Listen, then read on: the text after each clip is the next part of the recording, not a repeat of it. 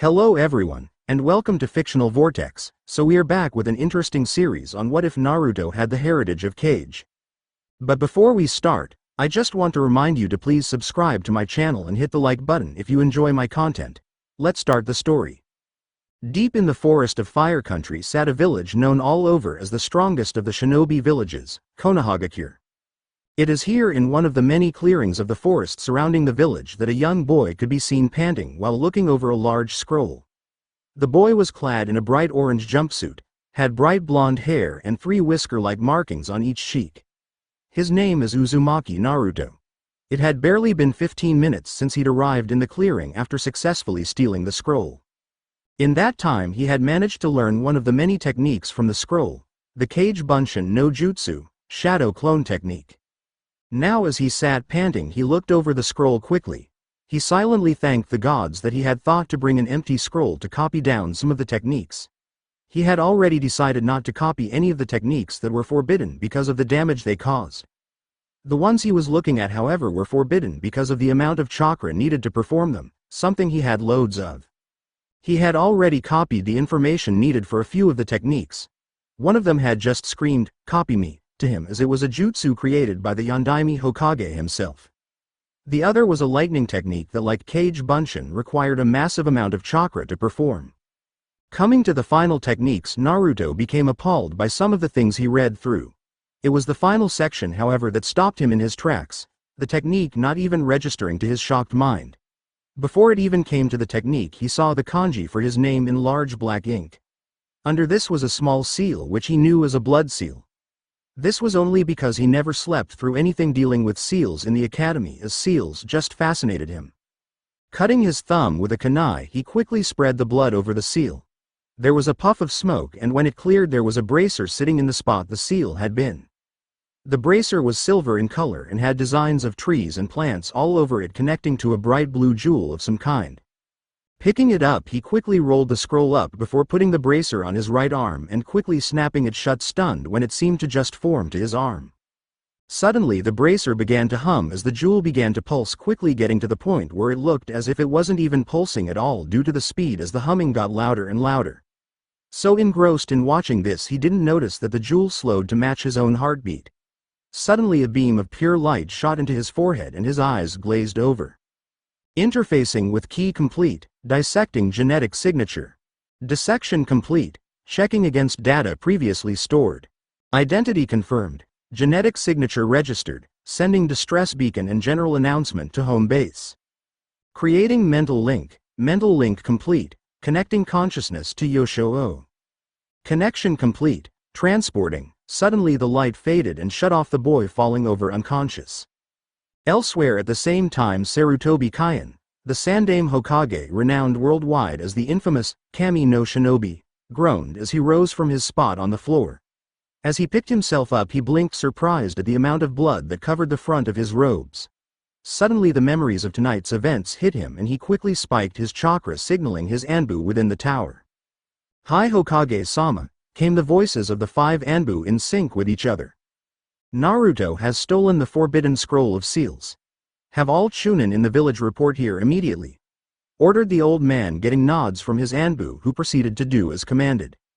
15 minutes later Sarutobi had dismissed the gathered and irate shinobi who quickly proceeded to do as ordered, finding and returning Naruto to him unharmed. Sarutobi, while old, was far from senile and had never been considered a foolish person. Hell, he had even been nicknamed the Professor for the amount of knowledge he'd gained over his lifetime. With that said, he knew without a shadow of a doubt that somebody had set Naruto up, most likely to take the scroll for themselves, using the boy as a scapegoat. With that thought in mind he pulled his trusty crystal ball from his bottom drawer. He flew through a quick series of seals before whispering the name of his technique and placing his hands around the ball. "Tumagain no Jutsu, telescope technique. This should be easy enough. Naruto's chakra signature stands out from everyone else's in the village.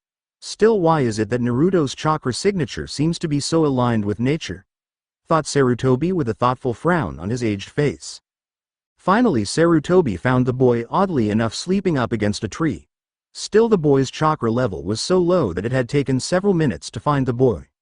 Breathing a sigh of relief he sent a squad of Anbu to retrieve both Naruto and the scroll and bring them to him. Naruto groaned as he awoke, the sun irritating him to no end. Suddenly he froze. There shouldn't be any sun. It was the middle of the night last time he checked. Sitting up and taking in his surroundings, he gasped in awe at the sight before him. He was in a large grassy plain that stretched as far as his eyes could see. He had been lying in rich green grass which extended outwards in every direction, with large trees scattered everywhere around him. The sound of rushing water quickly caught his attention, causing him to turn, finding a large waterfall behind him with fish swimming in the waters below. Looking around, he found some of the places had stone walkways instead of grass. "Beautiful, isn't it?" spoke a soft voice from behind him. Twisting around towards the voice, he gasped softly at the woman that stood before him. She had long black hair that was pulled back in a high ponytail that stopped at her waist. She wore a white kimono that was adorned with sakura petals and had a pair of large brown eyes similar to his own blue ones. For some reason, just the mere sight of her relaxed him immensely. "Who are you and where are we?" asked the boy softly as the woman sat down beside him. "I am Yosho, a Jirian war cruiser belonging to your mother, Lady Masaki Ichika Jirai. As to our location, we are inside of myself," said the woman quietly, getting a confused look from the blonde. "What do you mean?" questioned the boy. "The Yosho is a second-generation Jirian tree ship which had been bonded with your mother. Using the key you now possess, I have separated your conscious mind from your body in order to bring you, Lord Masaki Naruto, into a subspace aboard the Yosho. Unfortunately, due to several complications, I could not transport your body here. I have also taken on the form of your mother in order to better communicate with you," explained the woman. "Okay, you've got the wrong guy. My name's Uzumaki, not Masaki," stated the blonde. "If you believe me incorrect, then you are mistaken. You are the son of Masaki Ichika and Namikaze Minato. The Yosho has confirmed this before bringing you here. Your father's DNA, while Jirian, was not in the registry. Before bringing you, however, his genetic code was separated from that of your mother's in order to register it. I have also released the seals containing your abilities so that you may learn to control them," stated Yosho. "Okay, I have no idea who or what you're talking about," said the boy, his face a mask of confusion. Seeing this, the woman sighed before laying the boy's head in her lap and stroking his cheek absent-mindedly. "I see that you have not yet been made aware of your heritage. As such, I shall now inform you. Your mother was Masaki Ichika, one of 3 children born to Prince Masaki Yosho Jirai and Lady Masaki Iri. Shnet called Earth, which is located on the eastern edge of Jirai-controlled space. One day we ventured out into space as she wanted to explore. We were attacked and I was badly damaged before we crash-landed on this planet on the western edge of the Jirai-controlled space. As procedure dictates, she was placed into a state of suspended animation and protected. Luckily we survived the crash, though we were effectively stranded as my systems were damaged beyond repair. That was approximately 100 years ago. When she awoke, however, she grew intrigued with this world and the abilities its people possessed and decided to check things out. She took on the disguise of a young red-haired girl by the name of Kushina. After which she was found and taken to Uzu no Kuni, where she studied to become what they called a kunoichi and stayed there until the country's destruction during the previous war. She paused here to look down on the boy, who she noticed was captivated with the story. As a service to the village that she had called home, she began to call herself Uzumaki Kushina. It was after this that she traveled to Konoha with other survivors from Uzu no Kuni and met a young boy who would grow to become a great man, named Namikaze Minato, whose looks you seem to have inherited. Minato was what they called a genius shinobi, attaining the title of genin at the age of 10. He was then placed on a team led by Jiraiya, a member of the team known as the legendary Sannin. He would become known worldwide as Konoha's Yellow Flash and eventually its Yondaime Hokage. That is all the information I have access to in regards of your parents' meeting. She finished, getting a frown from the boy. After a few minutes of silence, Naruto spoke up once more. "If what you say is true, I know my father is dead, but what of my mother?" asked the blonde quietly. "Masaki Ichika fell in battle 1 week after your birth alongside your father. Shall I explain?" "Yes, please," said the boy in a pleading tone. 1 week after your birth, tragedy struck in the form of a 9-tailed fox. According to my records, your parents' original plan had been to seal the fox within you. Thankfully, Tsunami-sama was with you that day and must have intervened on your behalf. Both of your parents went to battle with full knowledge that they would die. Your father, because the technique he would use, the Shiki Fusion, was a technique that took the life of its caster. Your mother because she had not yet recovered from childbirth and knew the strain of what she would do could and most likely would kill her. Since you would be needed, they took you with them to the battle and things went as planned, mostly. Your mother had managed to contain the fox in a stasis field, during which time your father used his technique to separate the fox's soul and power from its body. It was only after this that things changed from what they planned. They had managed to get the beast soul mostly free before it managed to scratch you on each of your cheeks. Naruto went wide-eyed at this before rubbing the markings along his cheeks. The pain of this awoke you and you responded in kind to the threat. I am unsure of the truth of what happened, but it is logical to assume that Tsunami-sama intervened and acted through you. I say this because you unleashed a power that not only destroyed the fox's body but stripped it of half of its power. It is because of this that the fox was destroyed and Minato was able to dispose of it without sealing it inside you. Finished Yoshio, getting wide eyes from the boy. You've mentioned the name Tsunami several times. Who is she? Asked the boy after much silence. Tsunami-sama is the goddess of Jirai and the protector of the royal family, otherwise known as Clan Masaki. She is also what you would call the mother to all of Jirai's royal trees and the source of our power, stated Yoshio. If you would like, I can download all you would need knowledge of directly into your mind due to the mental link I've set up. Your mother believed it would be for the best for you to have this knowledge before your family arrived, stated Yoshio. What do you mean before my family arrives? Questioned the boy with a frown. Before her death, Lady Ichika arranged it so that once your identity was confirmed by the key, a distress beacon and general announcement would be sent to Jirai. Until this time, however, I will teach you how to use your abilities, explained Yoshio. Naruto groaned hearing this, as he honestly couldn't understand what the hell she said half the time. Still, even he knew what the words she just said had meant. After a few minutes of silence during which he thought things out, he consented, allowing her to download the needed knowledge. When Iruka stumbled onto the clearing, the sight that greeted him made him freeze in fear. For there just in front of him was Naruto sitting quietly. After checking the area for at least double-layered traps, he breathed a sigh of relief before making his way into the clearing in a way only he could. Idiot! What the hell were you thinking stealing that scroll? Roared Iruka. As he settled down and caught his breath, he paused. He had expected Naruto to freak out and jump in fear. Instead, all he did was raise an eyebrow with a curious look on his face. After a few moments of silence, Naruto did yet another thing unexpected of him. He scowled, and Iruka honestly believed the apocalypse was near. Judging by your entrance and your previous words, I assume that you had no knowledge of any secret genin exam, said the blonde calmly. What are you talking about? There's no such thing, said Iruka confusedly, getting a sigh from the blonde. I thought so. Now when Mizuki gets here, I'm gonna break him in so many pieces not even Tsunade with aid from every medic in the world will be able to put him back together again. Raged the blonde as a flame seemed to light up within his eyes before he coughed and seemingly composed himself. Iruka's sweat dropped at the sight before diving in front of his blonde student as a whistling sound hit his ears. The sound of the weapon being deflected forced him to open his eyes and turn just in time to see a giant shuriken fall to the ground as what looked like a chakra shield faded away.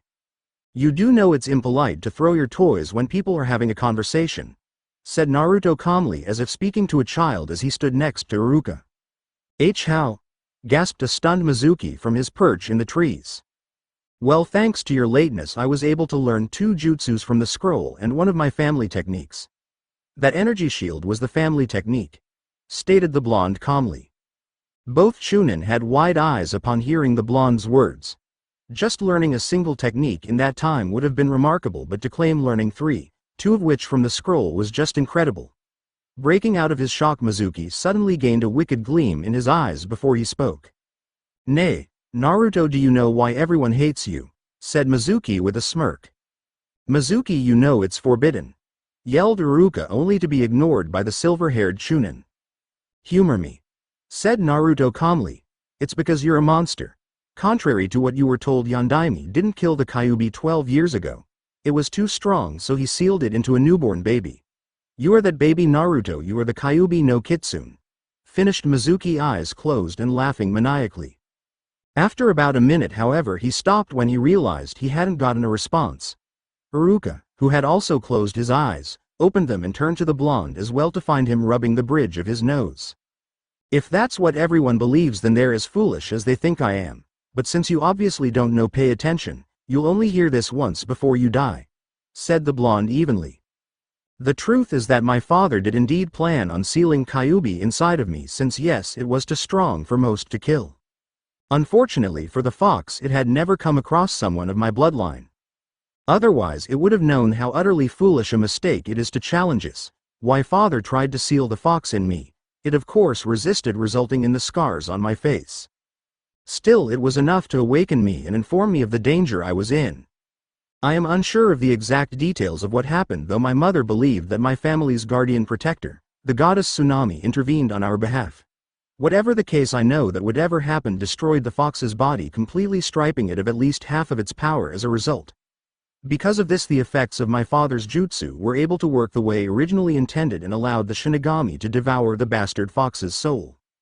And before you even mentioned that seal, that was only due to the fact that my mother was forced to seal away my abilities, since whatever happened nearly killed me due to the strain placed on my body," finished the boy calmly, getting shocked looks from both Chunin as well as Sarutobi, who was watching on his crystal ball. The silence was broken as a pained cry ripped from Mizuki's throat before he fell forward off the tree. As he did, Iruka looked up to find another Naruto standing where Mizuki had been before it disappeared in a puff of smoke. Looking down towards Mizuki, Iruka was stunned to find a kunai lodged into the back of the mon's throat and knew immediately he was dead. "Naruto, how did you?" started Iruka, only for his voice to fade off. "During his little rant I created a Kage Bunshin while you guys had your eyes closed. After that I used my own speech in order to buy the time needed for the clone to position itself behind him while he was too stunned to realize anything. Whether this was due to my claim of being the Yondaime's son or what really happened to the fox, I don't care. I just needed him too stunned to pay attention. Once this was done and my clone was in place, I ended my speech, allowing the clone to end Mizuki. Though I think sticking an explosive note or 3 to his back would have been better than just the kunai," said the blonde with a shrug. "Close your eyes for a second," said Iruka suddenly. Naruto raised an eyebrow at the odd request but did as instructed. "Okay, you can open them," said Iruka about a minute later. Once he did, the blonde's eyebrow raised once more at seeing Iruka with his hitae missing. Eyes widening, he reached up to his own forehead and felt the cool sensation of metal beneath his fingers.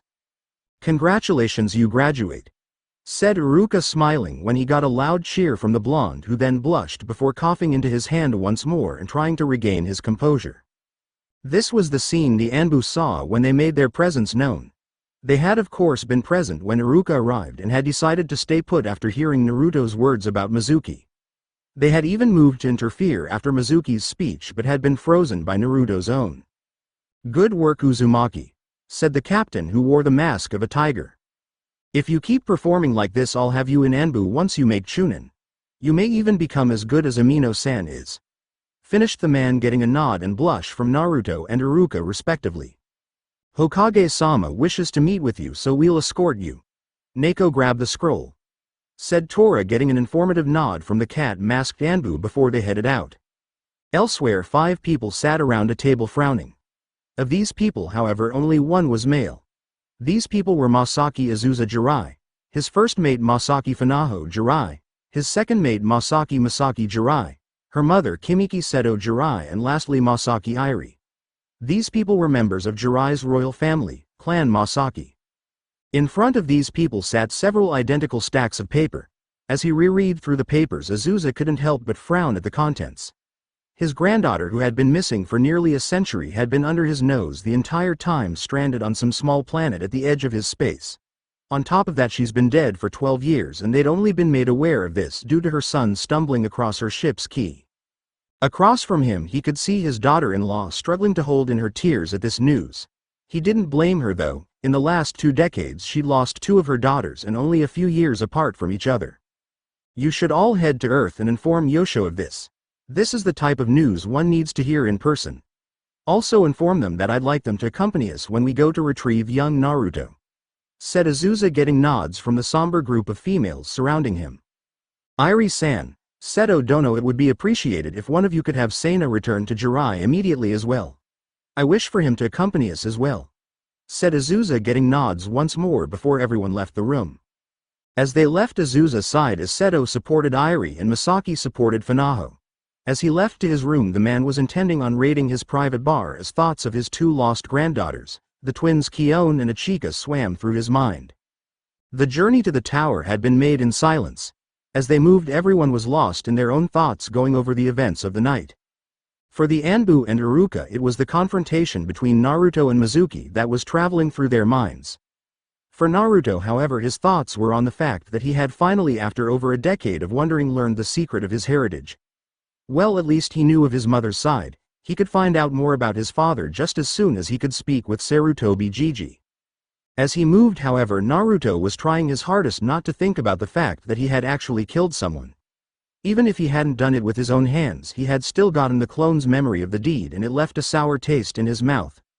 Unfortunately for the blonde, he was no longer able to maintain his composure, and faster than Iruka could blink, he had bolted off to the side and into the alley beneath them. None of the other shinobi needed to think to know why the boy had taken off just as soon as they heard the sound of his retching. Of course, it was only then that Iruka realized that Naruto had just had his first kill as he moved to console the boy who was currently hurling up his lunch while shaking uncontrollably. After a few minutes, Naruto, with help from Iruka, was able to regain control of himself as his shaking and retching ceased. Having jumped down after Iruka, the captain of the Anbu squad sighed quietly behind his tiger mask. He had been wondering when the kid would react to his actions in the forest. Still, he was surprised that not a single tear or sob left the boy while he tried to collect himself. He knew from experience the first kill was always the hardest to get over. Hell, it was the reason some shinobi and kunoichi quit so early, as they are unable to cope with having killed someone the first time. Standing to his feet, having fallen to his knees, the blonde wiped his mouth with the sleeve of his jacket. Almost as soon as he did, however, a disgusted look crossed his face before he removed the offending article and dropped it to the ground. Then, with a glance and a thankful nod to Iruka, the blonde hopped back up to the rooftop to continue the journey. When they arrived within the tower, Naruto was surprised when, instead of being taken to the Hokage's office, he along with Iruka were ushered into a room one floor underneath the man's office. As he glanced back, he found that each of the Anbu members were standing behind him, blocking the door. A gasp from Iruka caused him to snap his attention back to the front of the room. In front of him sat 10 people, 6 of them Iruka recognized as the heads of Konoha's most influential clans and Konoha's most respected Junin. 3 of them were elders. 2 were Sandame's former teammates and his current advisors, while the other was once a favorite for the position of Sandame. Finally was the Sandame himself, seated in the center of them all. This, Iruka realized as he began to sweat, was the Shinobi Council. As he looked over the seated individuals, Naruto recognized them instantly and his eyes narrowed in anger. Hyuga Hiyashi, Aburame Narashikaku, Akamichi Shuza, and Yamanaka Inoichi, each of them the parent of one of his classmates. Of course, he only knew some of them because he could remember them telling their children to stay away from him. Deciding to break the silence that had descended upon the room, Sarutobi cleared his throat, effectively gaining the attention of all in the room. What you did tonight was both reckless and dangerous, Naruto-kun. That scroll you took has jutsu sealed inside of it that could very well destroy an entire village, said Sarutobi, getting a nod from the boy who had read through the scroll. However, it must also be conceded that you held no knowledge of the scroll's existence, much less its contents, prior to Mizuki informing you of it. On top of this, you cannot be faulted for putting your trust in the words of your sensei that should have had your best interest at heart, stated Aburame Shibi in his clan's usual monotone. I must also admit that you showed a surprising amount of stealth and skill to have been able to steal the scroll in the first place. On top of this, you were only caught by chance, and thanks to your rather unique jutsu were able to escape me without problem, gaining yourself a 15-minute head start, finished Sarutobi with a blush as the boy began to snicker. Because of these facts, this council has agreed with your sensei's decision to graduate you to genin, stated Hiyashi, getting a large grin from the boy only to cut him off before he could begin to celebrate. Unfortunately, it seems none of these facts about you were placed in your academy profile. In fact, it states you failed every test they threw at you. Now, however, you have to be re-evaluated in case your teachers were purposely failing you, stated Akamichi Choji, getting a groan from the boy. Iruka will be overseeing your re-evaluation, which will take place tomorrow at 8 a.m. at the academy. Of course, this is just for record's sake, as you've already graduated. We just need to know for the records and so that we can better place you for your genin team, explained Sarutobi, getting a nod from the boy. Now there are a few more things that need to be straightened out about your confrontation with Mizuki, stated Sarutobi. What followed was Naruto once again explaining what he knew concerning the truth of Kyuubi's fate and why there had been a seal on his stomach. He'd even gone so far as to show them his stomach, which was now seal-free, much to the shock of the gathered council members. Of course, when asked about how he'd found out these things, he simply said when the seal broke he gained the knowledge. When everything was said and done, he was dismissed, though only after being told to report to the academy the next morning for his re-evaluation. Turning to leave, the boy was halted by the voice of his surrogate grandfather. Naruto, as far as the events of tonight are concerned, I'll be marking this down as a completed A-rank mission and you'll be paid as such. Come see me tomorrow after your evaluation and I'll have your payment ready for you," stated Sarutobi, getting a large grin from the boy. "Nay Gigi, you think you can get me a better place and some new clothes and gear? I'd do it myself, but until this whole Kyuubi thing is straightened out I still won't be allowed in any stores," stated the blonde, getting a scowl from several of the gathered council members and a nod from Sarutobi before leaving the room. Once the boy had left, the council members could only stare at each other in a stunned silence as the realization of how much they had screwed up hit home. Sarutobi, however, couldn't help but smile at the irony of the situation, as the story they'd made up about the Yondaime killing Kyuubi was more than true, with the exception that he'd had help from his family.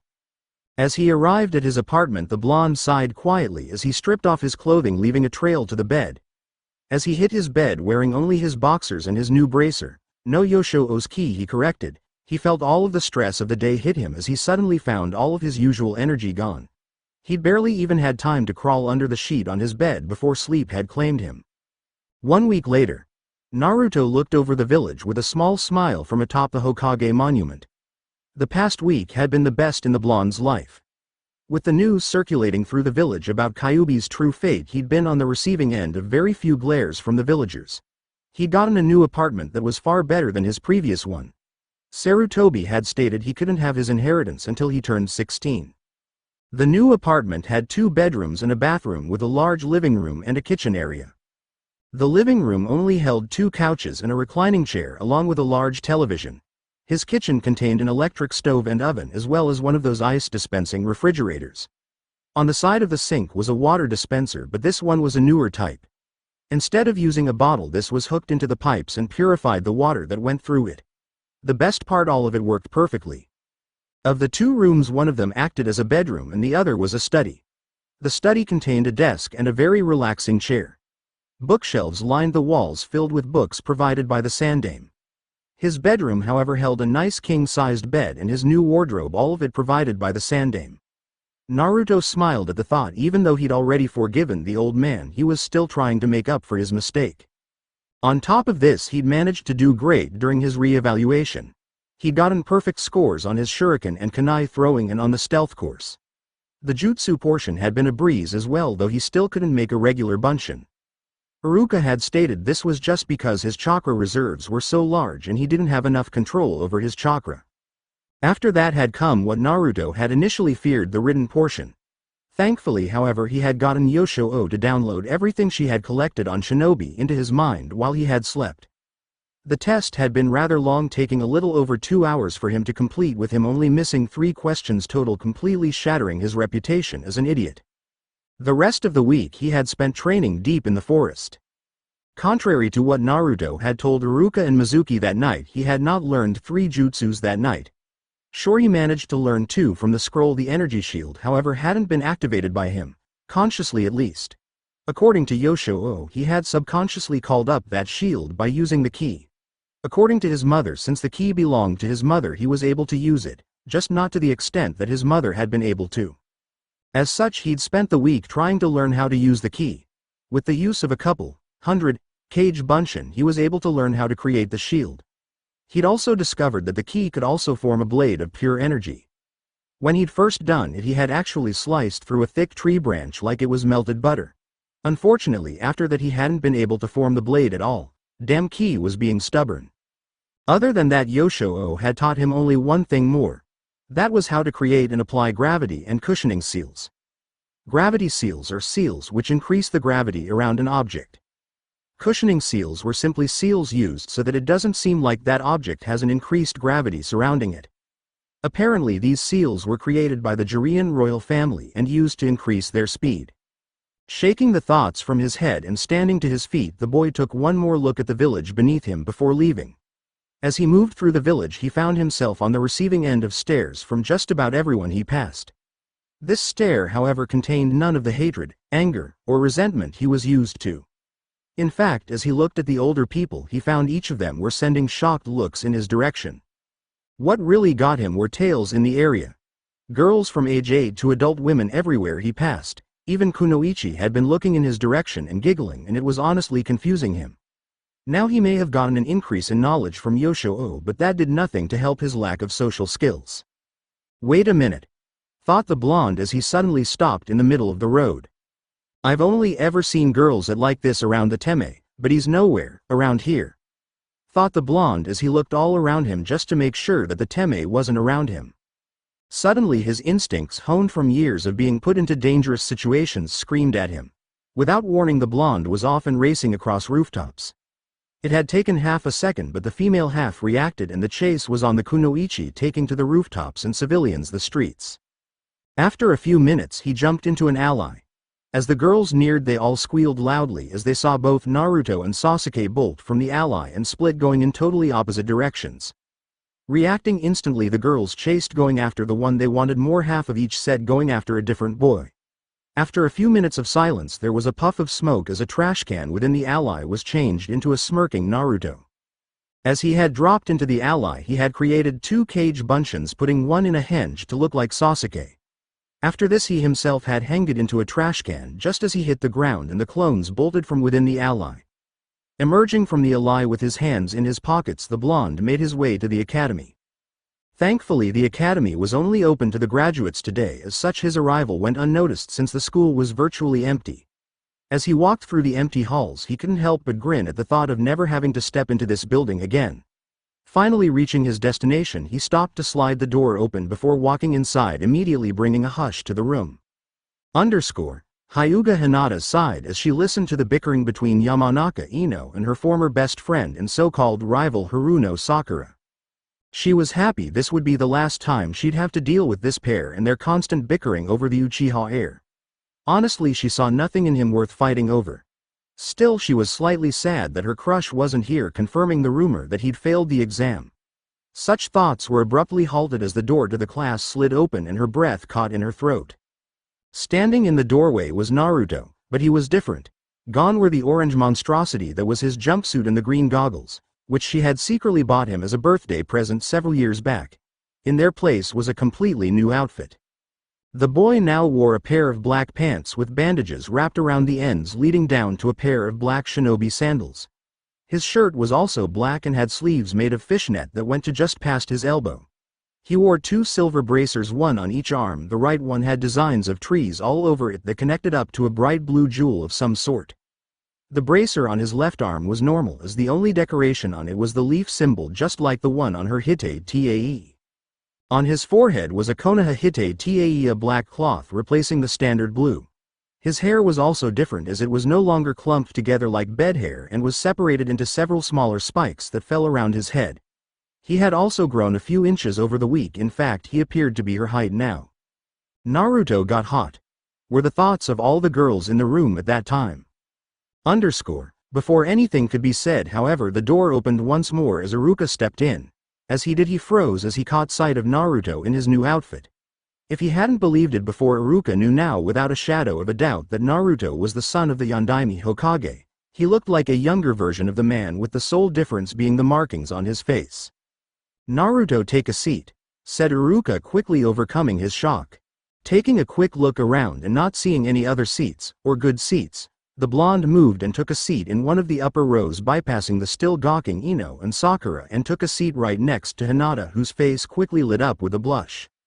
"Okay, before we begin, I'll announce the class rankings," stated Iruka, catching the attention of the class.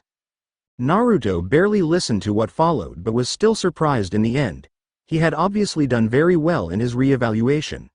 He got in first place in the targeting, stealth and ninjutsu exams, followed by Sasuke in second. He'd even placed second in the written in the exam, just under Sakura. As it stands, Uchiha Sasuke is the Rookie of the Year. Uzumaki Naruto is this year's runner-up. This year's top kunoichi is Hyuga Hinata. Yamanaka Ino is the runner-up," stated Iruka, surprising the entire class. For most it was because Naruto, who was supposed to be the weakest of their class, was the second best. Even the ever-lazy Shikamaru had sat up in interest at this turn of events, while Choji had nearly dropped the bag of chips he was eating.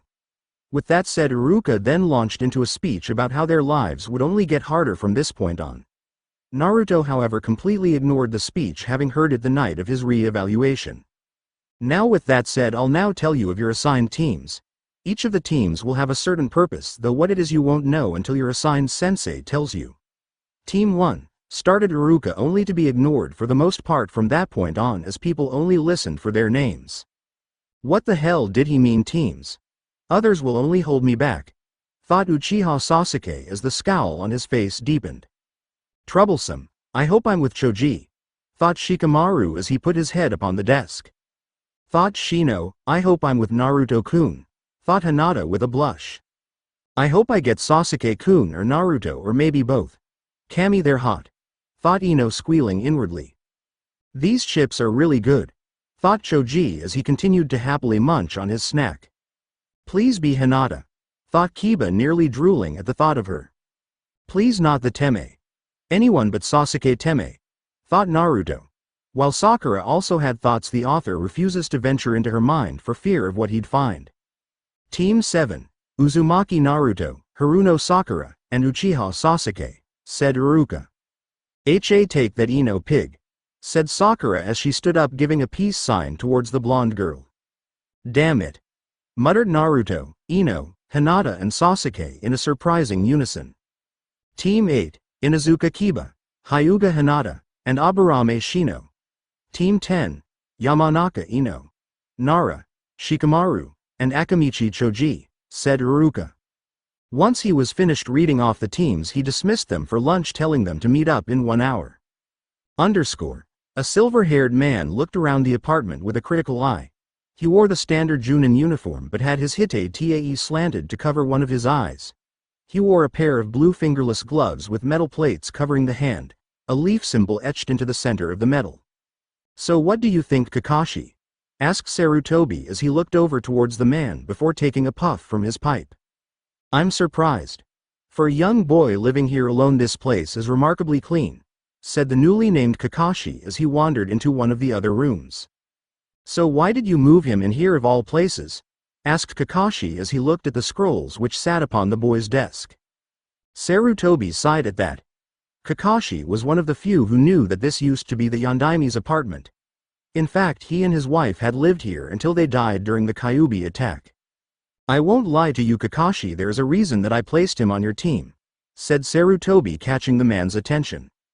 The fact of the matter is that at the moment you are the only one who can teach him. You're the best ninjutsu, only one who can teach him the style of taijutsu he needs to know. After all, you did copy it from his father, stated Sarutobi, getting the man to freeze. Are you telling me that he's, started Kakashi, only to cut himself off, not able to bring himself to say the words. Yes, Naruto is the son of Namikaze Minato and Uzumaki Kushina. You as his father's sole living student are the only one aside from Jiraiya who could teach him what he needs to know, stated Sarutobi, much to Kakashi's shock. While Naruto is aware of this information, he also knows to keep it to himself at the moment. I don't have to tell you what would happen should certain factions discover this, stated Sarutobi, getting a nod from the man. Kakashi was all too aware of what could happen should this information be revealed. He'd have both Iwa and Kumo after his head in no time. There were also certain members of the village that would be out to get the boy. In his time as Hokage, his sensei had managed to get on the bad side of several people for changing the way things were being ran. Whatever the case, Naruto was the closest thing the masked man had for family now, and he would be sure to keep him safe. Naruto was bored. The break had long since been over, and all that remained in the room was him and his teammates. He'd eaten lunch with Hinata, having asked her when he saw the shy girl going off on her own. They had gone to Ichiraku's where he'd introduced her before trying to work the girl out of her shell and devour his ramen at the same time. Unfortunately, it seemed that the lesson on manners installed into him by Yoshio were hard to bypass, so he was stuck eating at a normal pace.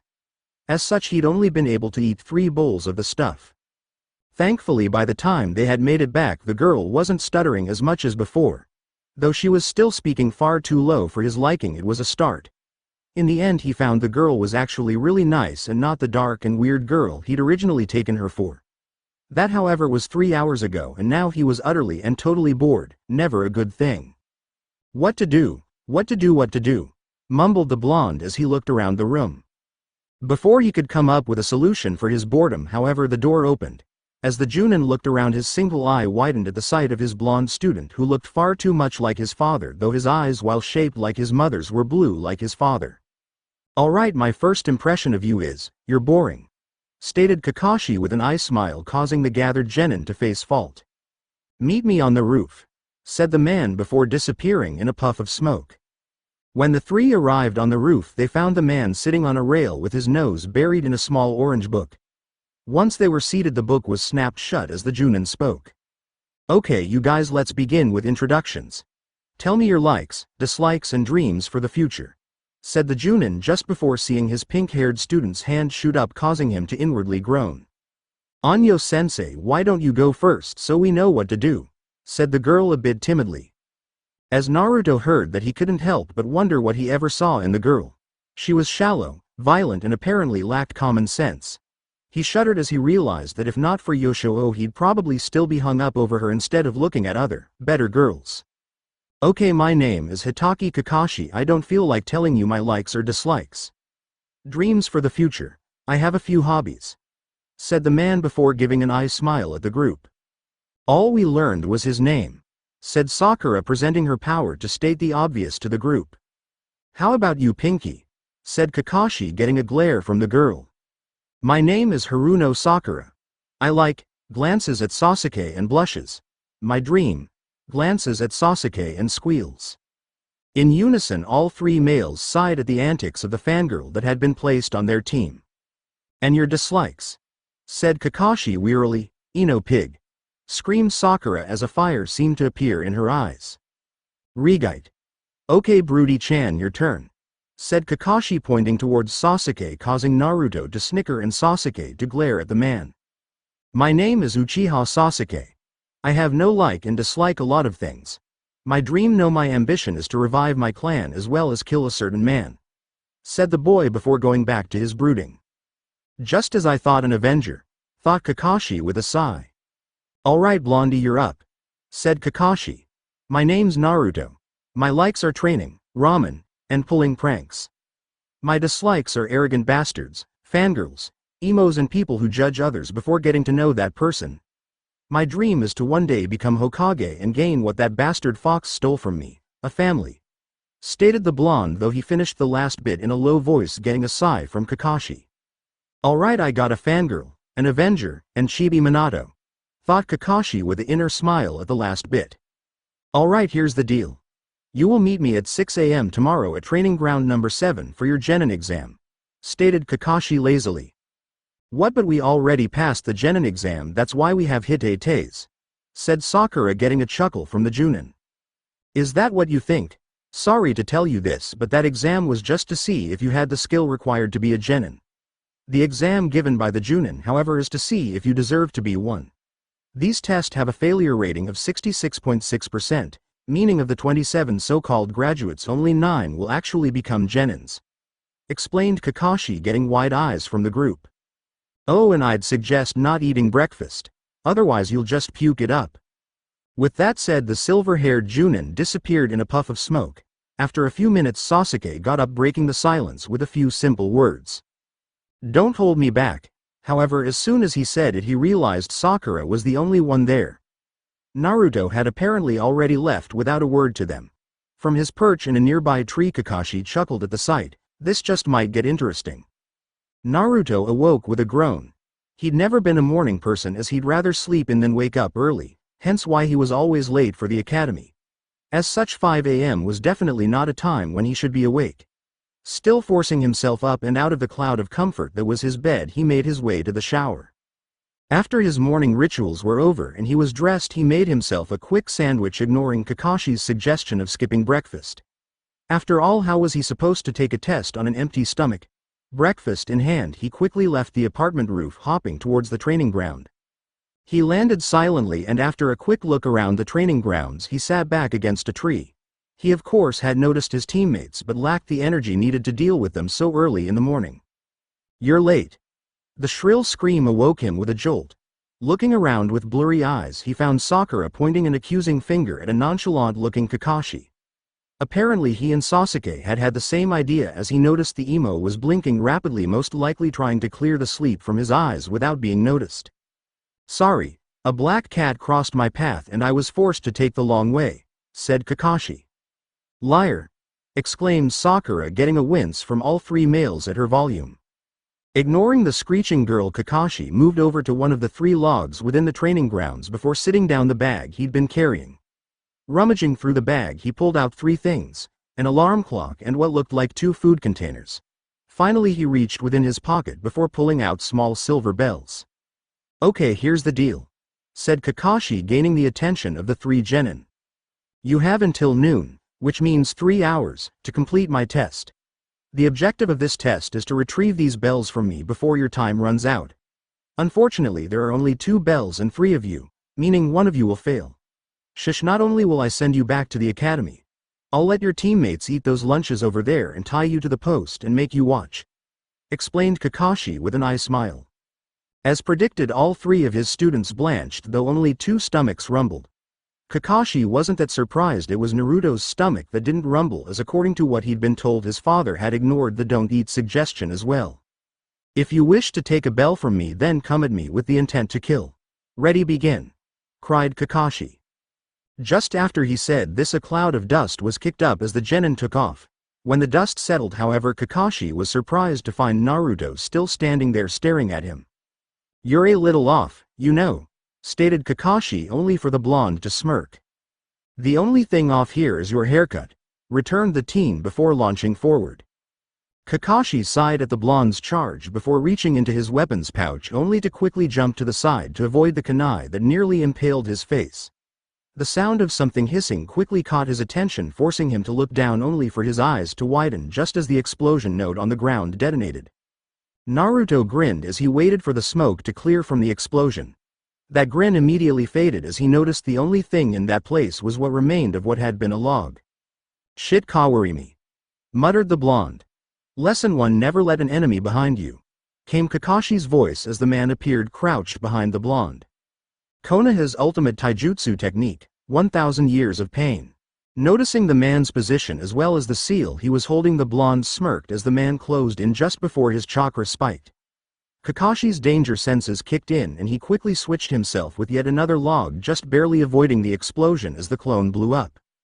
Not only does he know Kage Bunshin, but Bunshin Bakuha. Kid really is Sensei's son, thought Kakashi, smirking behind his mask before he went to find his first victim. Both Sasuke and Sakura, who had been hidden nearby, could only look on wide-eyed at the scene. Sasuke had no doubt that had been some type of clone that had fought Kakashi, as there was no blood to be seen around the area, and judging by Kakashi's use of Kawarimi, it had been Naruto who'd blown up the clone as well. Meaning not only could the boy create solid clones, but he could make them explode as well. The boy's eyes narrowed at the idea of the orphan Naruto having skills that he and Uchiha lacked. Whatever the case, he'd find out where he gained those techniques and take them for himself and use them to accomplish his ambition. Sakura meanwhile was moving through the bushes. She'd lost track of Sasuke a while back as she'd been distracted by watching Kakashi and Naruto's clone go at it. She nearly screamed out a warning when she saw Kakashi appear behind the blonde, only for it to die in her throat upon seeing the blonde explode, showing that it had been some type of clone. In her haste to find the object of her rather misguided affections, she never took into account exactly how much noise she was making. Someone else, however, didn't. "Sakura." At the sound of her voice, Sakura turned around quickly, only to blink as she saw nothing but a flurry of leaves. Before she could move on, however, a noise to her left caught her attention. Turning towards it, she saw a sight that would haunt her for years to come. Emerging from the bushes was none other than the object of her affection, Uchiha Sasuke. To her horror, however, when he emerged, his body was littered with gashes, while a few shuriken and kunai were embedded into his body. "Sakura, run," muttered the black-haired boy weakly before falling over onto his face. It took a moment to register, but when it did, the scream that ripped its way from her throat was heard all the way to the Hokage Tower before she collapsed in a dead faint. Whether this was due to shock or lack of oxygen, no one knows would ever know or care. Lesson 2. Genjutsu. Sakura felt it easily, muttered Kakashi with a sweat drop while trying to get his ears to stop ringing. Before he could make a move, 3 Narutos emerged from the trees, throwing a barrage of weapons towards the scarecrow-looking Junin. Once again utilizing Kawarimi, the Junin evaded the weapons only to find all the Narutos and Sakura gone. When he looked over, smiling beneath his mask, the Junin reached into his pouch before pulling out a small orange book and walking, slowly, through the forest towards where he knew Sasuke was. Meanwhile, the real Naruto sat within the trees trying to figure out a plan. He'd originally thought about surrounding the man with clones and having them explode, but ruled it out as it was a bit overboard. In the meantime, he had clones positioned all around the training ground to keep an eye on both his sensei and his teammates. Hopefully they'd find something he could use to his advantage. Sasuke smirked from his position in the trees as he watched Kakashi lean against a tree reading. With but a flick of his wrist, he used the kunai in his hand to cut the wire next to him, sending a virtual wall of kunai heading towards the man. As they hit, Kakashi flew to the side only to turn into a skewered log, causing the boy to curse as he abandoned the position he'd been hiding in. Before he could go far, however, he found Kakashi standing in front of him, nose still buried within his book. "So it's your turn then," stated Kakashi nonchalantly. "HMPH. I'm not like those other 2 losers," said Sasuke while sliding into a stance. "Try saying that after getting a bell," said Kakashi lightly, not even looking up from his book. Sasuke, seeing this, launched forwards, throwing a punch that was easily parried only to spin with it and send a kick at the man. As the kick neared, Kakashi leaned back only for his eyes to widen at seeing Sasuke reach in and actually touch a bell, forcing him to jump backwards. Coming out of his spin, the black-haired youth ran through a quick series of seals before stopping on the seal for tiger. What? There's no way a kid his age should have the chakra necessary for that technique, thought Kakashi. "Katen. Bukaku no Jutsu," exclaimed the boy before a large fireball was launched from his mouth straight towards the man. Eyes wide in surprise, Kakashi barely had enough time to slid his book into his pouch before the fireball hit. He smirked at the sight as he waited for the smoke to clear. When it did, however, his eyes widened as all he found was the charred remainders of a log. "Shit, where'd he go? Up, left, right," muttered the boy as he searched around himself quickly. "Below," came Kakashi's voice just before a pair of hands grabbed his ankles and he found himself buried up to his neck in the ground. "Doten. Shinju Zanshu no Jutsu, double suicide decapitation technique," said Kakashi as he appeared in front of the boy in a crouched position. "You know, just because you're different doesn't mean you're better," stated Kakashi before eyes smiling. Standing up, he began to walk away. He'd only made it 5 steps before he found himself dodging several kunai and shuriken. Looking around, he found at least 80 Narutos coming towards him from all sides in a pincer maneuver. He blinked and suddenly all the Narutos converged on him, clearing the distance just that quickly.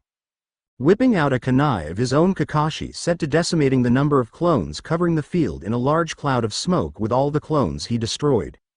When the smoke cleared, the sight that greeted him was one of such horror that he'd remember it until the end of his days. For the final and obviously the real Naruto, judging by the cut he saw, was standing there smirking at him with the Junin's book held in his hand, an explosive tag placed right on the cover. As he turned it, he nearly fainted seeing the tag on the other side as well. "I've placed a tag right in the middle of the book as well. You know, all I have to is channel a small bit of chakra and it goes boom. So what will it be, your book or the bells?" asked Naruto with id eyes. With a sigh, Kakashi untied the bells, getting a smirk from the boy who created and sent yet another clone to get the bells. Once he had the bells in his hand, he handed the book to the clone, which immediately headed back towards Kakashi, and just as he handed him the book, the alarm rang, signaling the end of the test. When Sakura came to, she found herself tied to the center post within the training grounds. On each side of her sat a smirking Naruto and a scowling Sasuke. Before she could say a word, however, Kakashi, who was standing in front of them, spoke up. "Sasuke, Sakura, it seems you two won't be needing to go back to the academy, though Naruto will," started Kakashi, getting a smirk from the Uchiha. "Instead, you two should be removed from the program altogether," finished the man, shocking both of them.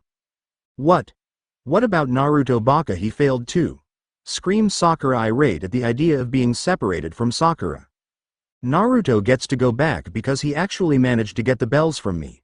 Whereas you Sakura didn't do anything but look for Sasuke even when you knew Naruto was closer. On top of that, Naruto, it seems, was the only one to grasp the true meaning of this test," said Kakashi, his single exposed eyes serious as he stared down the genin. "True meaning," mumbled Sakura in confusion, getting a sigh from the man. "Teamwork. That is the focus of this test. Why else do you think you were placed into teams?" Naruto showed he grasped this when he not only retrieved your unconscious body, Sakura, but when he tried to wake you to work with him," said Kakashi, getting wide eyes from the girl. "You two, it seems, couldn't grasp this, Sasuke, because he immediately assumed you two would hold him back, while you Sakura only seemed to have eyes for Sasuke," said Kakashi before he sighed and shook his head. "I'll give you guys one more chance at this. You can rest for the next hour and then we'll start. In the meantime, you two, Naruto, Sasuke, can eat those lunches. Just don't feed Sakura. I'm the law from now on, and what I say goes," said Kakashi before disappearing in a whirl of leaves.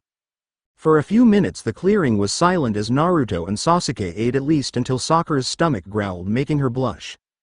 Naruto sighed and silently cursed his kind nature before offering her the remaining half of his food in action, followed by Sasuke soon after. "But you guys," started Sakura, only to be cut off by Sasuke. "Just shut up and eat it. Starving yourself will only make you useless," said the boy, getting a shaky nod from the girl. Just as she was able to touch the food, Kakashi appeared with flames seemingly burning behind his eye while Iruka's demon head technique was engaged. "I thought I said not to feed her," growled Kakashi as he glared at the teens. "We're a team," said Sasuke quietly. "And teammates help each other out," said Naruto with a shrug. "You guys, pass," finished Kakashi with an eye smile. "Out of all the teams I've been given, you guys are the first to have passed. This is because you are the first to actually show teamwork, which is one of the secrets to Konoha's strength. For instance, it is impossible for any single genin to defeat a Junin. However, a team of genin with excellent teamwork can do so," explained Kakashi. "Do you guys see that stone over there?" asked the man, motioning to his right, getting nods from the genin. "On that stone are engraved the names of Konoha's heroes," started the man, pausing as he saw the looks in the eyes of the genin. "The thing they have in common is that they are all dead. All of them died doing their duty to the village, some from lack of teamwork. The names of my best friends are on there," said the man, the mood turning somber as he gazed at the stone. "In Konoha, those who abandon a mission are considered trash. However, those who abandon their friends are worse than trash," said Kakashi, a line that years down the line would still be remembered by members of his team. "Take the next 2 days off. We'll begin missions on Monday.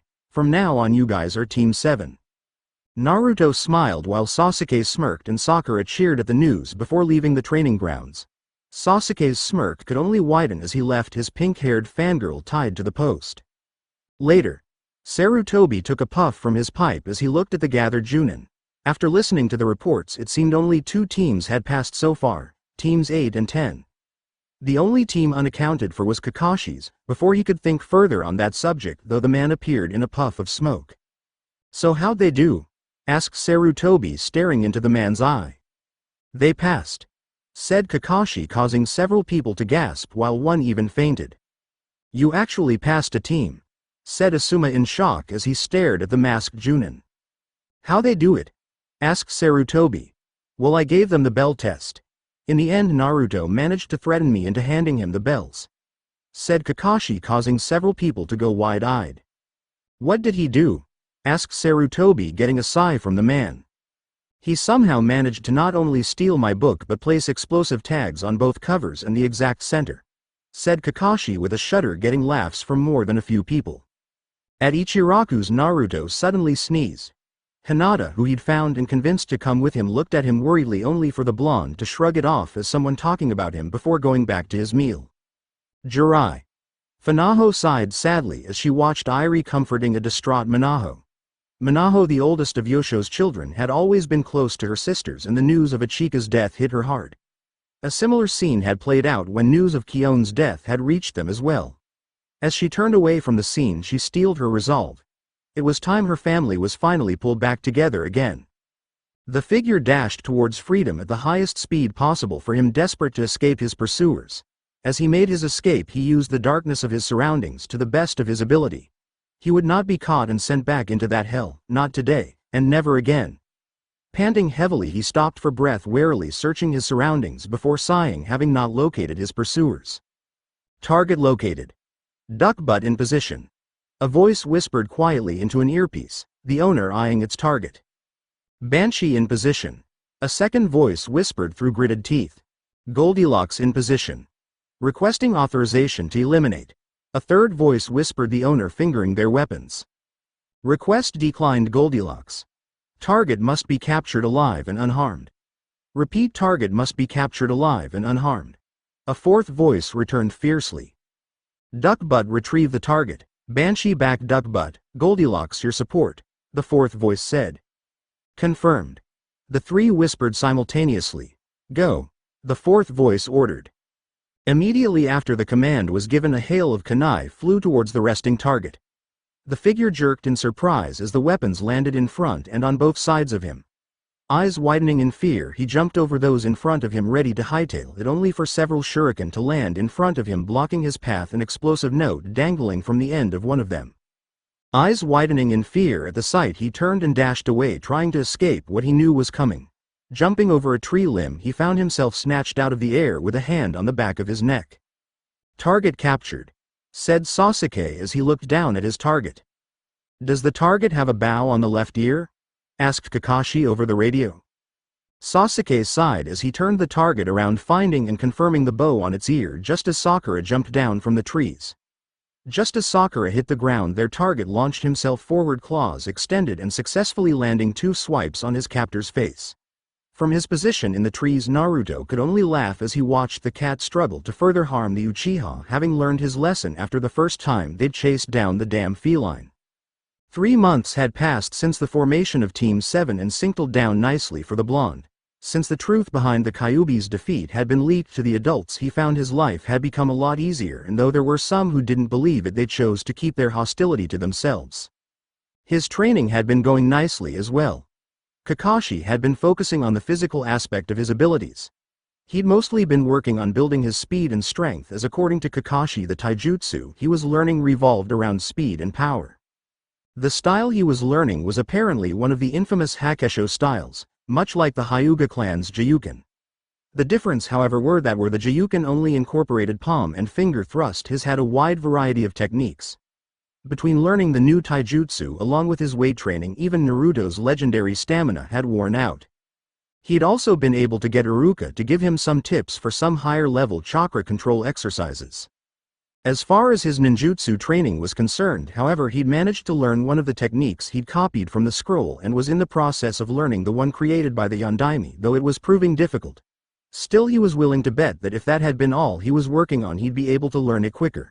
As far as genjutsu went, though, Kakashi had taught him a few ways to detect and dispel them, though casting them was a little out of his reach at the moment. He had also been getting to know Hinata better as well, having lunch with her whenever the two could and at a different restaurant each time. With as much time that they spent together, though, he had discovered that Hinata wasn't as underconfident as everyone believed. Instead, she was merely afraid of her own power, which was understandable considering she'd seen someone killed in one strike at a young age. Though she was still a bit underconfident and shy, the girl was slowly coming out of her shell. Unfortunately, he had yet to break Yoshoo's reprogramming of his eating mannerisms, and as such was still forced to eat his ramen at the ridiculously slow rate that he had been. There was also the fact that Yoshoo was only allowing him to go to Ichiraku's once a day, and he could only eat 3 bowls of the stuff. The one time he'd gone against it, he found himself knocked out by an electric shock as the key's self-defense mechanism activated. Apparently, since Yoshoo was his mother's partner and not his own, it could work against him. The only other problem he'd had of late was the missions his team was sent on. Upon their first mission, Team 7 had been introduced to the waste of time. There were D-rank missions. D-ranks were nothing more than chores that people were too lazy to do themselves. According to Iruka, however, the D-ranks served a purpose, as they were meant to help build the teamwork between the genin cells. Though he wouldn't admit it, he knew that the teamwork was definitely needed in his cell. As things stood, the members of Team 7 did not get along. Sakura fawned over Sasuke and didn't like Naruto. Sasuke didn't like either of his teammates and was always trying to pick fights with his male teammate. Naruto, however, was tired of both of them and had been seriously contemplating their murders for the past 2 months. Kakashi had apparently seen this and had introduced the boy to the art of meditation. Through his practice, Naruto found that not only did it help him relax, it made him calmer, helped with his chakra control, and did wonders for his notoriously short patience.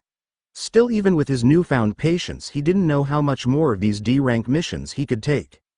As the group entered the office of the Hokage, Naruto found himself enjoying one of the two benefits of this particular D-rank mission: watching the certain cat suffer. Many would consider what Tora went through as animal cruelty. Those people, however, didn't know Tora and thus had no say as far as Naruto was concerned. Out of everyone in the room, Sarutobi was the only one who recognized the look of glee the blonde had at the animal's suffering. The small smirk on his face was reminiscent of his father's from his genin days. His eyes, however, were glinting like his mother's, hinting at the harm he wished upon the feline. Once the wife of the Fire Lord had left the room with Tora in tow, Sarutobi cleared his throat, catching the attention of the genin team before him. Alright, Team 7 has successfully completed its 24th D-rank mission. Kakashi, you now have the right to go on a C-rank mission. However, you can also decline and take D ranks to further train your team, stated the Sandame. Before Kakashi could speak, however, a crash sounded outside the room. No, Tora, come back, came the voice of the Lady of Fire. We'll take the C-rank, Hokage-sama, stated Kakashi quickly. Sarutobi couldn't blame him for that. 3 months inside of a village would make any shinobi begin to go stir crazy. This was especially true for those who'd been Anbu and were used to leaving the village within a week of returning. Alright, then your team will be responsible for the escort and protection of a man named Tazuna. You are to escort him to Wave Country and guard him there until the bridge he is building over there is completed. The most you can expect on this mission is a small band of bandits from time to time. You are to pack for a 2-week stay and meet your charge at the North Gate in 1 hour, said Sarutobi, getting nods from each of the genin before dismissing them. 1 hour later, the members of Team 7 had each gathered at the gate waiting for both Kakashi and their client. Once the two arrived, the genin took the chance to look over the client while Kakashi logged them out with the gate guards. I'm not describing him, you know how he looks already. The first 2 hours of the trip had to have been the most talkative. For the first few minutes, Sakura had bombarded Tazuna with questions about the Wave Country that seemed to be both pointless and annoying. This had led to Kakashi giving a lesson about the elemental countries. The blonde found himself ignoring, having already learned it from Yoshio. So instead of tuning in for a repeat of an already learned lesson, the blonde took the time to enjoy his surroundings. The only time he ever got to enjoy nature while in the village was when he was out of the village proper.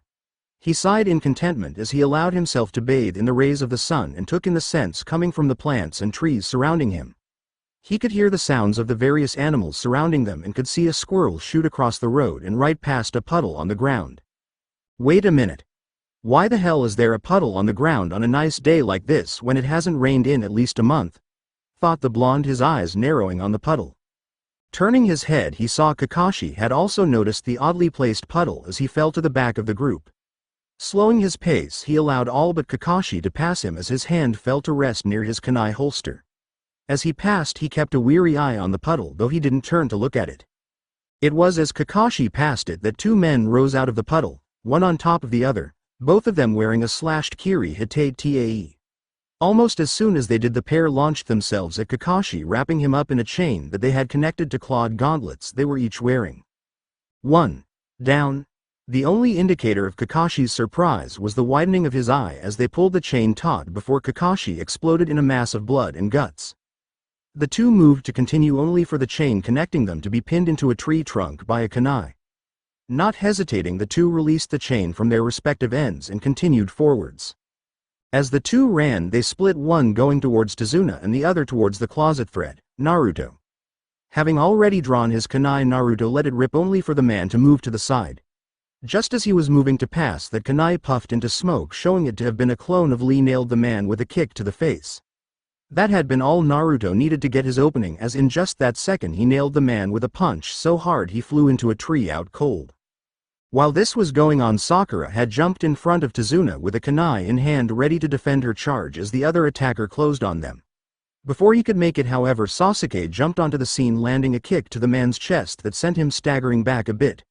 Recovering quickly, he moved to dash past Sasuke once again towards Tazuna, only to be stopped by a clothesline from Kakashi that had him out like a light. These two are the Nuke Nin Maizu and Guzu, better known as the Demon Brothers. They're Chunin-level Nuke Nin known to keep fighting no matter what, muttered Kakashi with a frown. Kakashi-sensei, you're alive, said Sakura, relief clear in her voice causing Sasuke to scoff and her face to fall.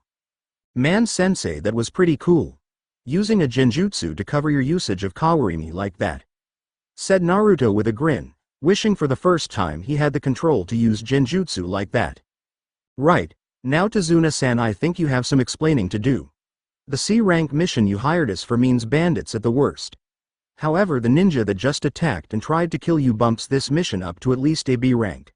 I'll give you one chance to tell me the truth, otherwise I knock you out and we take it up with Hokage-sama, said Kakashi, his eyes serious as a heart attack. Any other time Kakashi may not have been as harsh, however he'd already promised on his sensei's grave he'd allow no further harm to come to his son, and he'd be damned if he failed that promise. Regardless of this, however, any resistance to Tazuna may have had shattered like glass falling onto concrete at the glare the Junin was giving him. Basically what it boiled down to was Wave Country had been taken over by some corrupt businessman by the name of Gato. Gato had taken over all the seas surrounding the islands that made up the land of waves, which was forcing Tazuna to build a bridge in the hopes of breaking Gato's hold on his country. Quite admirable, really, and truthfully all the man had to do was tell the truth in the first place. If he had, Sandaime-sama may have just sent in an Enbu team to deal with Gato, thought Kakashi with a sigh. Alright guys, we'll decide by votes on whether we continue the mission or go home, Naruto. Needless to say, the group ended up continuing the mission, otherwise I'd have to end the chapter here. The rest of the journey had been made in silence as the genin were now too busy looking out for enemy shinobi to talk. It had taken 2 days and a 20-minute boat ride to reach the island their charge needed to head to. Kakashi frowned beneath his mask at the mist surrounding the islands as it reduced the visibility of his book. A set of gasps had him looking upon the sight of Tazuna's bridge. Though incomplete, Kakashi had to admit that the bridge was quite impressive. Apparently his team agreed with him, as both Naruto and Sakura had released a pair of gasps and Sasuke's eyes had widened. It didn't take long after that for them to reach land and disembark. Once they had, however, the boat's driver quickly pushed off the land and disappeared back into the mist. 5 minutes into their walk, Naruto stopped and before anyone could blink had whipped a kunai out and sent it hurtling into the bushes to the side of him. As the group stopped, Naruto followed after his kunai only to find it nailed into the trunk of a tree just atop the head of a rabbit. Eyes narrowing at the sight, the blonde withdrew his weapon from the tree before moving back to the group. Naruto Baka, stop trying to act cool scaring everybody like that, screamed Sakura as soon as the blonde returned, only to be silenced by a glare. Shut up, Haruno, if the enemy didn't already know we were here they surely would now with all that damn screeching, you fucking banshee, snarled the blonde, trying to hold himself back from killing the annoyance before him. As if to confirm the boy's words, Kakashi was barely able to call out a warning before the business end of a Zanbato was embedded into a tree behind the group. Turning towards it, everyone tensed as they saw the man standing atop of the sword's hilt. The man was revealed to be Nuke Nin Momochi Zabuza, a member of Kiri's 7 shinobi swordsmen. Seeing he'd have to be serious for this one, Kakashi raised the slanted end of his hite-tae from over his eye, revealing the Sharingan eye he kept hidden. Seeing this, Zabuza disappeared before reappearing on the lake in front of the group as the mist around them began to thicken and Zabuza's killing intent filled the air. 8 points: the larynx, spine, lungs, liver, jugular vein, kidney, brain, and heart. Now which vital organ do you want to get struck at? Questioned Zabuza, his voice coming from all around the area. Kakashi had barely been able to assure his genin that no harm would come to them before Zabuza had struck. Appearing in the middle of the group of genin, he swung his massive blade, intent to kill Tazuna in a single strike. There was a loud clang as his blade was halted by what appeared to be a shield of pure energy. A chakra shield, thought the Nuke Nin in shock seeing such a thing. This had been all the time needed, as Kakashi had cleared the distance just half a second after the blade had stopped and embedded a kunai into Zabuza's stomach.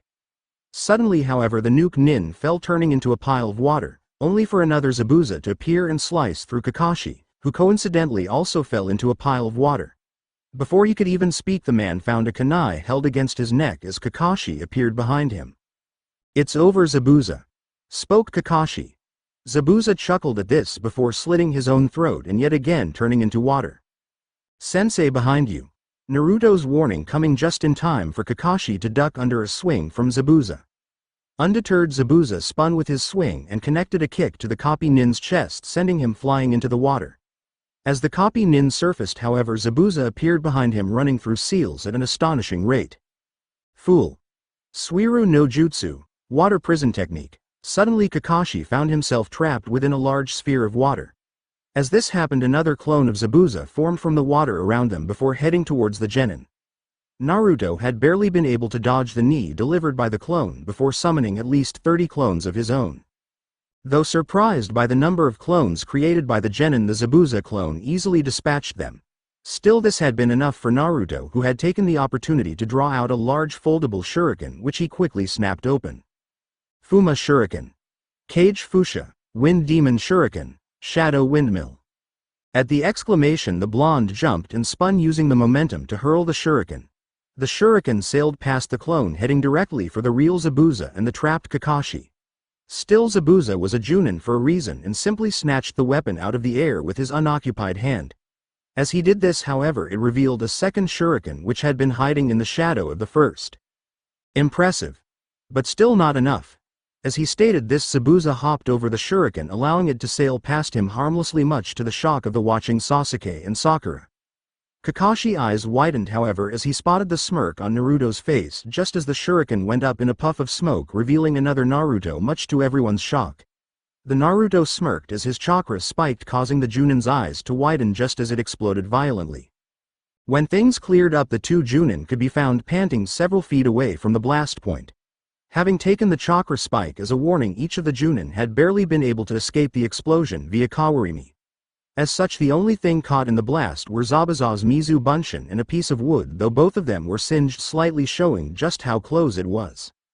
Recovering quickly, however, Zabuza was quick to fore a large dragon made of water emerged from the lake. The dragon roared before charging the group, only to be dispelled by a dragon of Kakashi's own. The shouting match that ensued made Naruto sweat drop as Kakashi used the ability of his Sharingan to predict Zabuza's words and speak them just as the man was about to, increasing his frustration. Finally, his anger overcame him, and in an effort to destroy the copycat, Zabuza ran through more seals only to freeze as an image of himself appeared before him. This had been just enough for Kakashi to finish the technique, causing a large wave of water to erupt and slam the nuke nin into a tree where he laid immobile. Just as Kakashi prepared the finishing blow, however, 3 Senbon shot out of the trees, embedding into Zabuza's neck, causing him to fall over. Just as he did, a figure in an odd mask appeared in front of him, who Kakashi recognized as a hunter nin. After checking to confirm the nuke nin's death, Kakashi backed away, allowing the hunter nin to pick up Zabuza's body. Giving his farewells, disappeared in a swirl of leaves, made his way back to his genin, pulling his Hitae back over his eye as he went. As he reached the group, however, the copy nin swayed before falling face first into the dirt amidst the cries from the genin. The atmosphere was tense within the Masaki household. It had taken a month and a half for Irie, Funaho, Masaki, Seto, and Minaho to reach the planet Earth where the rest of the family lived. Luckily, they had called ahead and informed them that they needed to speak to everyone when they arrived. Sighing to herself, Irie took a deep breath and began to speak the words she'd been dreading to speak for over a month. A month and a half ago, Jirai received a transmission from the Yoshoo. Started Irie catching her husband's immediate attention as well as everyone else surrounding them. The transmission, it announced the death of Masaki Ichika. She said, finally, her words cutting through Yosho and Noik better than even the sharpest of blades. According to the data received, Ichika died nearly 13 years ago during a demon's attack on the village she'd been living in. She finished, her voice cracking near the end. Irie-san, not to be rude, but who is Ichika? I've never heard of her, but she must hold some significance for you to mention her to us like this, said Aika, getting a sigh from the woman before Masaki spoke up. Ichika is your niece, Yosho and Irie's daughter, and Kion's twin sister, said the woman, causing Aika, Sasami, and Tenchi to look up in shock. She was also one of the top candidates to take the throne once your father stepped down. The only ones with a greater chance are Yosho, Tenchi, and Seina, finished Masaki with a sigh. There was another thing, stated Seto, catching the group's attention and putting the conversation back on track. There were 2 other genetic codes sent to us. One of them was to register a Masaki Naruto, Ichika's son, who was born only a week before her death. said Seto, causing Yosho's eyes to narrow. And the father? Asked Yosho quietly. Unknown though he is also deceased, he died the same night as Ichika. Though in the genetic sequence we received it showed he was at least part Jirean, explained the woman. I take it we are to go and retrieve Ichika's son then, said Washu, getting a nod from Seto. That is correct. Azusa-sama will meet up with us when we reach Jirai, as will Sana and his group. From there we will all travel to the planet where the transmission originated from, explained Minaho. What planet is that exactly? Asked Noik, causing all three women to wince noticeably. Furia. 4 days had passed since the battle against Zabuza. Team 7 had made it to Tazuna's house that same day, where Kakashi had been sleeping ever since. Sasuke had spent the time brooding while Sakura spent her time fawning over Sasuke. In an effort to avoid both his teammates, and Tazuna's emo grandson Naruto had spent the entire week away from the house, leaving a few clones stationed around the place. The week had been extremely fruitful for the blonde as he'd dedicated it to training. All week he'd had clones working on chakra control exercises, using Yoshoo's ki, and jutsus. He himself had worked on all physical aspects of training aside from working on the one jutsu he hadn't learned from the scroll that night. Now that he had time to work on it, though it was coming quickly, especially because the creator of the jutsu had been very informative of the jutsu and how it works. A rustle in the bushes to his right broke him from his thoughts, causing him to turn. After a few moments a young girl emerged from the shrubbery, a serene smile on his face. Her name Haku. Naruto had met the girl on his 3rd day out of the house, as she had come to gather herbs to help cure a friend of illness. They had immediately hit it off, becoming fast friends. She had surprised him, however, when she'd made the boy an offer to help him with his training and had taught him to walk on water. Her story, however, was a tragic one. Having been born in a small village in Mizu no Kuni and had lived there happily with her parents until she was 7. It was around this time that she'd first discovered her gift, an elemental bloodline that allowed her to combine water and wind chakras to make ice. That day she had shown her mother what she'd discovered, only to be told not to do so again. During this time Mizu no Kuni had been going through what they called the bloodline purges, killing all who held them, as the people now believed bloodlines to be the cause of wars. That night her father had come home drunk, having witnessed Haku's display earlier in the day. In his drunken state he had proceeded to kill her mother before turning to kill Haku, only for Haku to kill him during her panic. For a while she'd lived on the streets following this. That is, until she'd been taken in by a man who had become her father figure, someone who apparently hadn't cared that she'd held a bloodline. Hearing this had made him both happy and sad for the girl who'd lived an existence so similar to his own. Before he had even realized it, he had been sharing his own story with her, telling her of the hatred he had endured from his village because people had been told that a demon had been sealed in him when it actually hadn't been. He had told her of the attempts made on his life by not only villagers but by the shinobi as well. Since that day the girl had come back every day, if for no other reason than to talk. Yet for the first time Naruto found himself feeling true peace and relaxation just by her mere presence. Not even the Sandaime had ever been able to instill such a feeling within him in the hell that had been his life. Haku, however, was a kindred spirit. She knew the pain he had felt, seen past the farce that was his mask, and recognized the scars that covered his heart simply because, like him, she bore them as well. This was someone who knew the pain of knowing that her life and very existence was meaningless to those around her. He supposed this was what had led to their first kiss and the many that had followed it in just the last few days. He had found a woman who could relate to him in ways even Hinata could not. Even with all she had been through with her father, Hinata had still lived a sheltered and protected life and couldn't understand what his was like. Hinata was a pearl, beautiful, kind and compassionate. It was just before anyone could see and appreciate her beauty and value she had to come out of her shell like all pearls must. Haku, however, had been through that same storm. She had felt the pressure and molded herself within the fire. In the end she had become a diamond of the highest quality.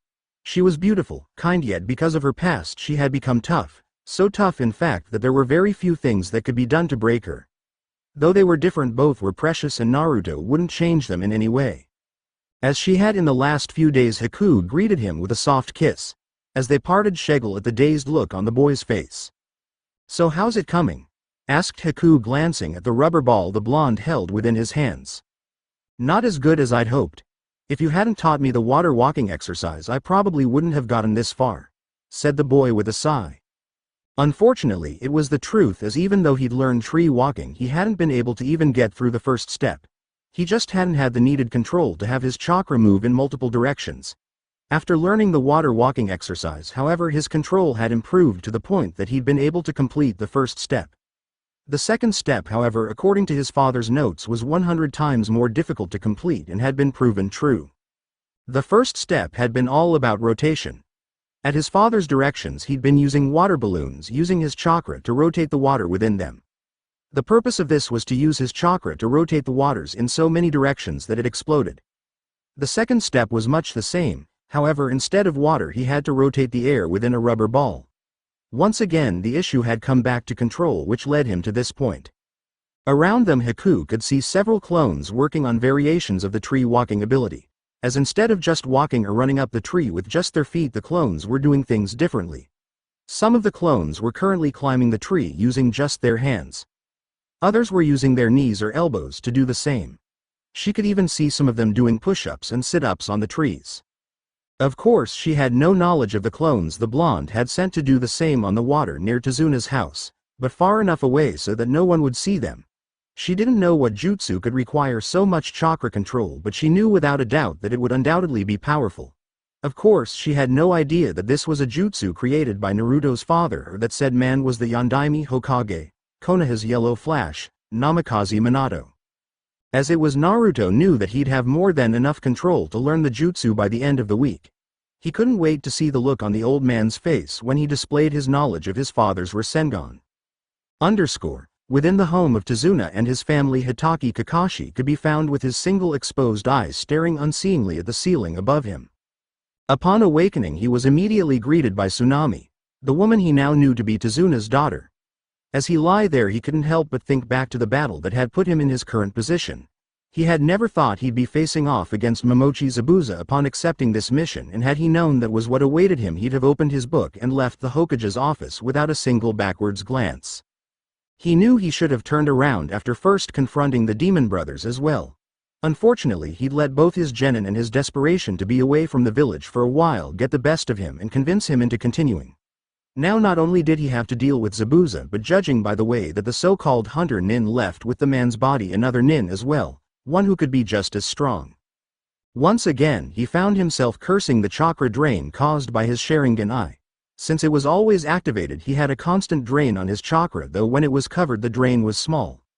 If it was not for this constant drain, he knew he'd have as much chakra as the Sannin at his disposal. Of course, he probably wouldn't know half the number of techniques he did, so he supposed it was an even trade. His thoughts on the matter, however, were broken as the door to the room opened. "Sensei, you're awake!" exclaimed Sakura. Turning his head in her direction, the copy nin was greeted by the forms of his pink-haired and dark-haired students. His eye quickly narrowed at the absence of his blonde student. "Where's Naruto?" questioned Kakashi. "Here," said a voice before either of the two could answer, surprising both genin as said blonde walked in from behind them. "I don't have an easy way of saying this, so I'll just say it. Zabuza's alive," said Kakashi, causing all three genin to go wide-eyed. "How is that possible? You checked yourself and confirmed he was dead," said a pale Sakura. "I was clued in by the fact that the hunter nin took his body. If he was truly a hunter nin, he'd have merely took his head and sealed it away as proof. Of course, since Zabuza is one of Kiri's 7 swordsmen, he'd have most likely taken the sword as well. The weapon used was also a clue to this, as the hunter used senbon. Senbon needles are useful for many things, the most prominent of them hitting pressure points.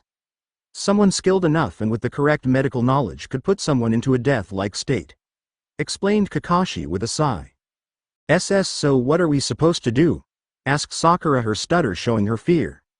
"We train," said Kakashi as if it was the simplest thing in the world.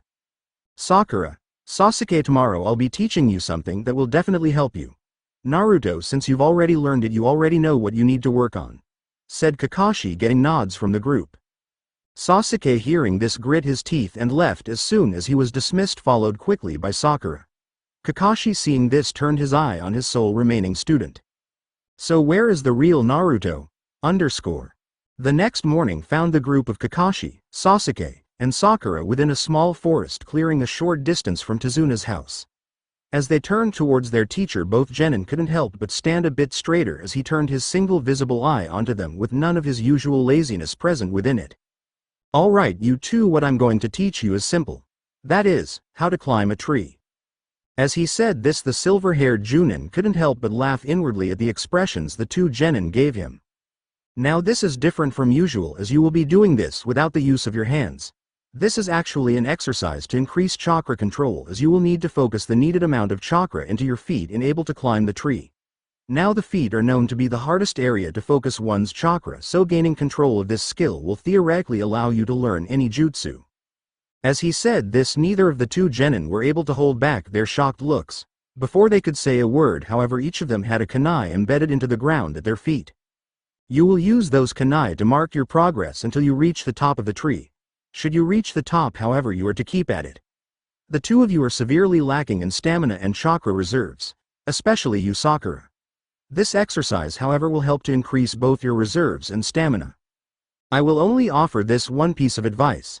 That is that you will need to find and focus a precise amount of chakra into your feet to complete this exercise. Any less and you will fall, or any more than needed and you will find yourselves launched off. I will be back to check on the two of you in a few hours. With his last piece of advice given, he turned to make his way back over to Tezuna's house. That night found each of the genin sitting at the table in exhaustion. Even Naruto was slumped over, and though no one knew what he was up to, it was obvious even his legendary stamina had finally seen its limit. Across from them, Tezuna's young grandson Inari scowled at the group of teens. "Why?" The question ripped through the silence like a blade through flesh, catching the attention of all within the room. "Why do you guys bother? No matter how much you try or how hard you train, Gato will still kill you." With that said, the boy slid from his seat and stormed off. "I apologize for my grandson's behavior. The poor boy has been put through a lot," said the old man as he moved to clean the lenses of his glasses. "The word, courage, has people of this country, including Inari, ever since the day of that incident." "Tell me, Tezuna-san, what happened to Inari-kun?" asked Kakashi. "Before I get to that, I must first tell you about the man that was called the Hero of Wave. It was about 3 years ago that Inari met that man. See manga chapter 20 for more details on Tezuna's story. An hour later found the blonde within the forest surrounding the house of the bridge builder. A rubber ball could be seen shaking slightly as it sat within the palm of his hand as he looked up at the stars. The story told by Tezuna was still weighing heavily on his mind. The story had revolved around a man by the name of Kage, Inari's stepfather. Even though he wasn't from Wave originally, the people treated him as one of their own after he had saved the village during a flood. He had also been the first to stand up against Gato as well. Unfortunately, he had received no help from the people, who merely stood back waiting for him to save them. In the end, this resulted in Kaiser's defeat as well as his public execution. Lost in his thoughts, the blonde failed to notice the rubber ball began to bulge all over before it exploded violently. The sudden release of the chakra-enhanced wind had caused him to fall back and blink in shock as he stared at the shredded remains of the rubber ball. 3 days later, Momochi Zabuza grunted as he stood to his feet. After a week of nothing but lying in bed, he was finally back to his full capability. 3 figures stood in the shadows silently as they watched their master gather himself. Finally, after a few minutes of silence, the man spoke up. "Prepare yourselves, we attack tomorrow." The figures remained silent, but each could see the bloodlust shining within the man's eyes, and if not for the bandages wrapping his face, would have seen the grin to go with it. Regardless, 2 of the shadowed figures smiled at the sight, their own bloodlust rising. This was the man that had slaughtered an entire graduation class before it was even his time to graduate. This was the man who once led Kiri's assassination squad. This was the demon of the bloody mist, and it appears it was time to hunt. Since the dawn of man, there have been battles, from grand memorable battles to small insignificant scuffles. Even in the beginning, when mankind had not even been capable of speech, one would still be able and willing to hit another upside the head with a stick once slighted.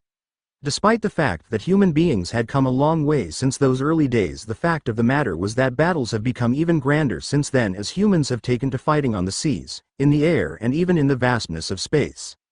Even the 3 goddesses who gave birth to the universe and all its planets had been left confused by mankind's seemingly irresistible urge to do battle. However, among the hundreds of races living throughout the universe today, there is one race that reigns supreme, having developed a knack for battles: Furians. Despite the fact that the planet sat on the very edge of Jirai-controlled space, Furians are still the most feared race in the universe. Known as the warrior race, horror stories depicting the merciless and brutally efficient ways in which Furians fought echoed across even the deepest reaches of space, even now 200 years since the last time someone had actually seen one.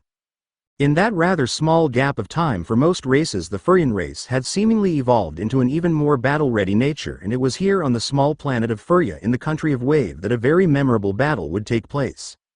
Naruto didn't have dreams. When he slept, all he saw was darkness in every direction. He had stopped having dreams long ago. For someone like him, a dreamless sleep was a comfort, yet what he was in now he could only describe as a dream.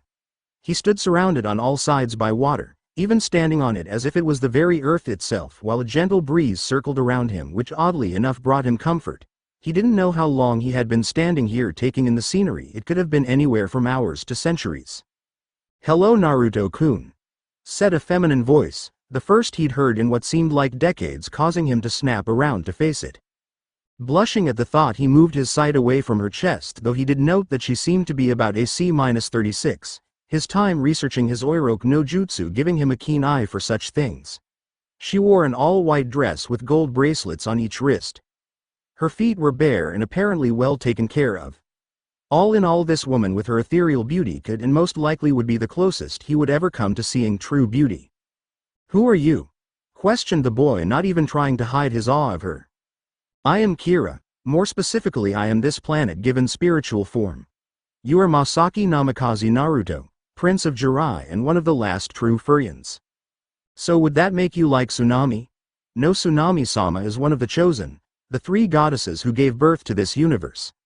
I suppose that would make her my mother," answered the woman calmly. "As for why I have called you here, as I stated earlier, you are among the last true Furians. Everyone else on this planet descends from off-world, though they have no knowledge of this. I suppose you could say they're my adopted children. You, however, are different, as the blood and soul of Furia flows through you. At the same time, you are different from the rest of your family, even your father, as you possess the one thing that hasn't been seen in your family since Tobirama and Hashirama. You possess the inner animal, that part of you that you hold back even now. That is how you were able to summon the power to stop the Kyuubi. With your animal and the power of Jirai's royal blood, my mother's blood, combined, you were able to summon one of, if not the most powerful weapon in existence, even as a week-old infant. However, you were not able to control it, and as such I took control of it. Ever since then I have been watching over you, and like any true Furian, when everything and everyone else went against you, you remained defiant and refused to back down or give in. The animal within you refused to admit defeat to those beneath it. You went through the trials and came out unharmed, even with your powers and animal sealed away from you. It is time to awaken, my son. Awaken and show everyone what it means to be a true Furian. Show the universe the power of our race. Announce to the universe that you are Masaki Namikaze Naruto, son of Masaki Ichika and Namikaze Minato, and the great-grandson of Senju Namikaze Tobirama, Prince of Jirai, heir of the Senju clan, and last son of Furia," finished the woman. As she finished, the blonde looked up in shock, only to lock eyes with her own, his last sight being that of the now glowing silver eyes of Furia before darkness claimed him. Sakura, Sasuke, time to go, spoke Kakashi as he stood to his feet, his one visible eye focused on his ever-present little orange book. "Hi. HN. Hearing their confirmation, the copy nin turned out of the room and downstairs, seeing Tazuna already grabbing his things from by the door. Stepping outside the house and into the morning air, the silver-haired Junin turned his head towards the roof. "I need the original to meet us at the bridge," said Kakashi before a puff of smoke was seen from a dispersed clone as the one that was beside it nodded. Turning back into the house, the copy nin stopped immediately, seeing Tazuna as well as Sakura and Sasuke all ready to go. Nodding at them once, he turned and made his way out the door and towards the still incomplete bridge. When the members of Team 7 and their charge made it to the bridge, the sight that greeted them was enough to make Sakura's face turn green. All over the bridge, the battered and broken bodies of the workers lied all around them. "He's here," thought Kakashi, his single visible eye narrowing as the forms of Saber Nin emerged from the mist. Before he could even take a step forward, 4 more Zabazas emerged from the mist surrounding the group. "Well, it seems we meet again, Kakashi, though it seems your little group is one short. Why don't you go play with the kiddies?" spoke Zabuza gruffly. Without a word, the masked nin dashed forward. Sasuke, seeing this, launched a kunai right at the masked nin's face. Not slowing in the slightest, the masked shinobi merely tilted their head to the side, the weapon sailing past them harmlessly. Smirking at the sight, Sasuke charged forward to meet the masked nin, another kunai quickly entering his hand. As the two met, sparks flew through the air and Sasuke's smirk fell completely, finding his kunai being held off by Senbon of all things. In one smooth motion, Zabuza's subordinate ended the stalemate, easily tossing Sasuke's arm away from them and nailing him in the chest with a palm strike, sending the boy sliding back several feet due to the wetness covering the bridge added to their own strength. Before he could even fully recover, the masked figure was on top of him, sending the duck-haired boy reeling with a kick to the face that launched him into the mist and out of his team's sight, Zabuza's masked apprentice following not even a second later. From his position, Zabuza couldn't help but chuckle at the Konoha Genin's situation. The boy had obviously been able to get onto his apprentice's bad side, as he hardly ever saw his teenage apprentice be vicious. You might want to start considering replacements for Duck-ass if you live through this, Kakashi. Whatever that Gaki did to get on my apprentice's bad side just might get him killed. Kakashi's single eye widened at that for just a moment before settling back to normal. Closing his eye, the copy nin took a deep breath before exhaling. As the breath was released and his eye opened, his entire countenance changed. Gone was Sharingan Kakashi, the normally aloof and laid-back Junin that most people took him for. In his place stood the prodigy who made Genin at 4, Chunin at 6, and Junin at 14, the man who until recently was known as Anbu Captain Inu. This is your last chance to leave this place, Zabuza. If you interfere any further in my mission, I will kill you, said Kakashi, his voice sharper than a sword's blade. As the words reached his ears, Zabuza laughed, the sound echoing across the bridge before stopping suddenly. And just how do you plan on doing that, with that Sharingan eye of yours? You and I both know this mist hinders its sight, and I've made it stronger this time. I'd be surprised if you could see 2 inches in front of your face. Very well, your future is death. Piercing his thumb on attack he kept on his belt, the silver-haired Junin was quick run the bleeding digit over the underside of his left wrist. A single puff of smoke later and a sheathed tanto could be seen in his hand. Turning swiftly, Kakashi drew the weapon from its sheath, the sound of metal clashing as tanto and zanpatu collided. Deep in the empty dark void known as space, Masaki Yamada Sena frowned as he sat within the captain's seat of his ship, the Kamadake Mk2. He was currently alone, as his wives had left him alone so that he could gather his thoughts. At the moment his ship was barely 2 hours away from the planet Jirai after having traveled the distance across space for just past a month.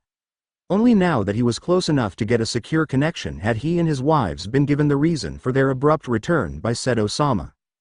Apparently the palace had received an emergency signal from a tree ship belonging to one of Irie-sama's daughters who'd been missing for over a century.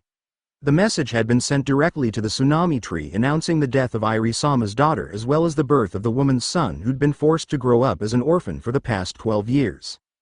"This is Jirai Command, code in," said a voice, breaking the 17-year-old from his thoughts. Looking into his video screen, he found himself looking at the face of a uniformed brown-haired man who he knew he'd forget within the hour. "This is the Kamadake, docking code, Guardian," said Sena quietly. "Code accepted. Welcome home, Sena-sama. Docking will commence in 30 minutes, said the man, getting a nod from Sena before the screen went black.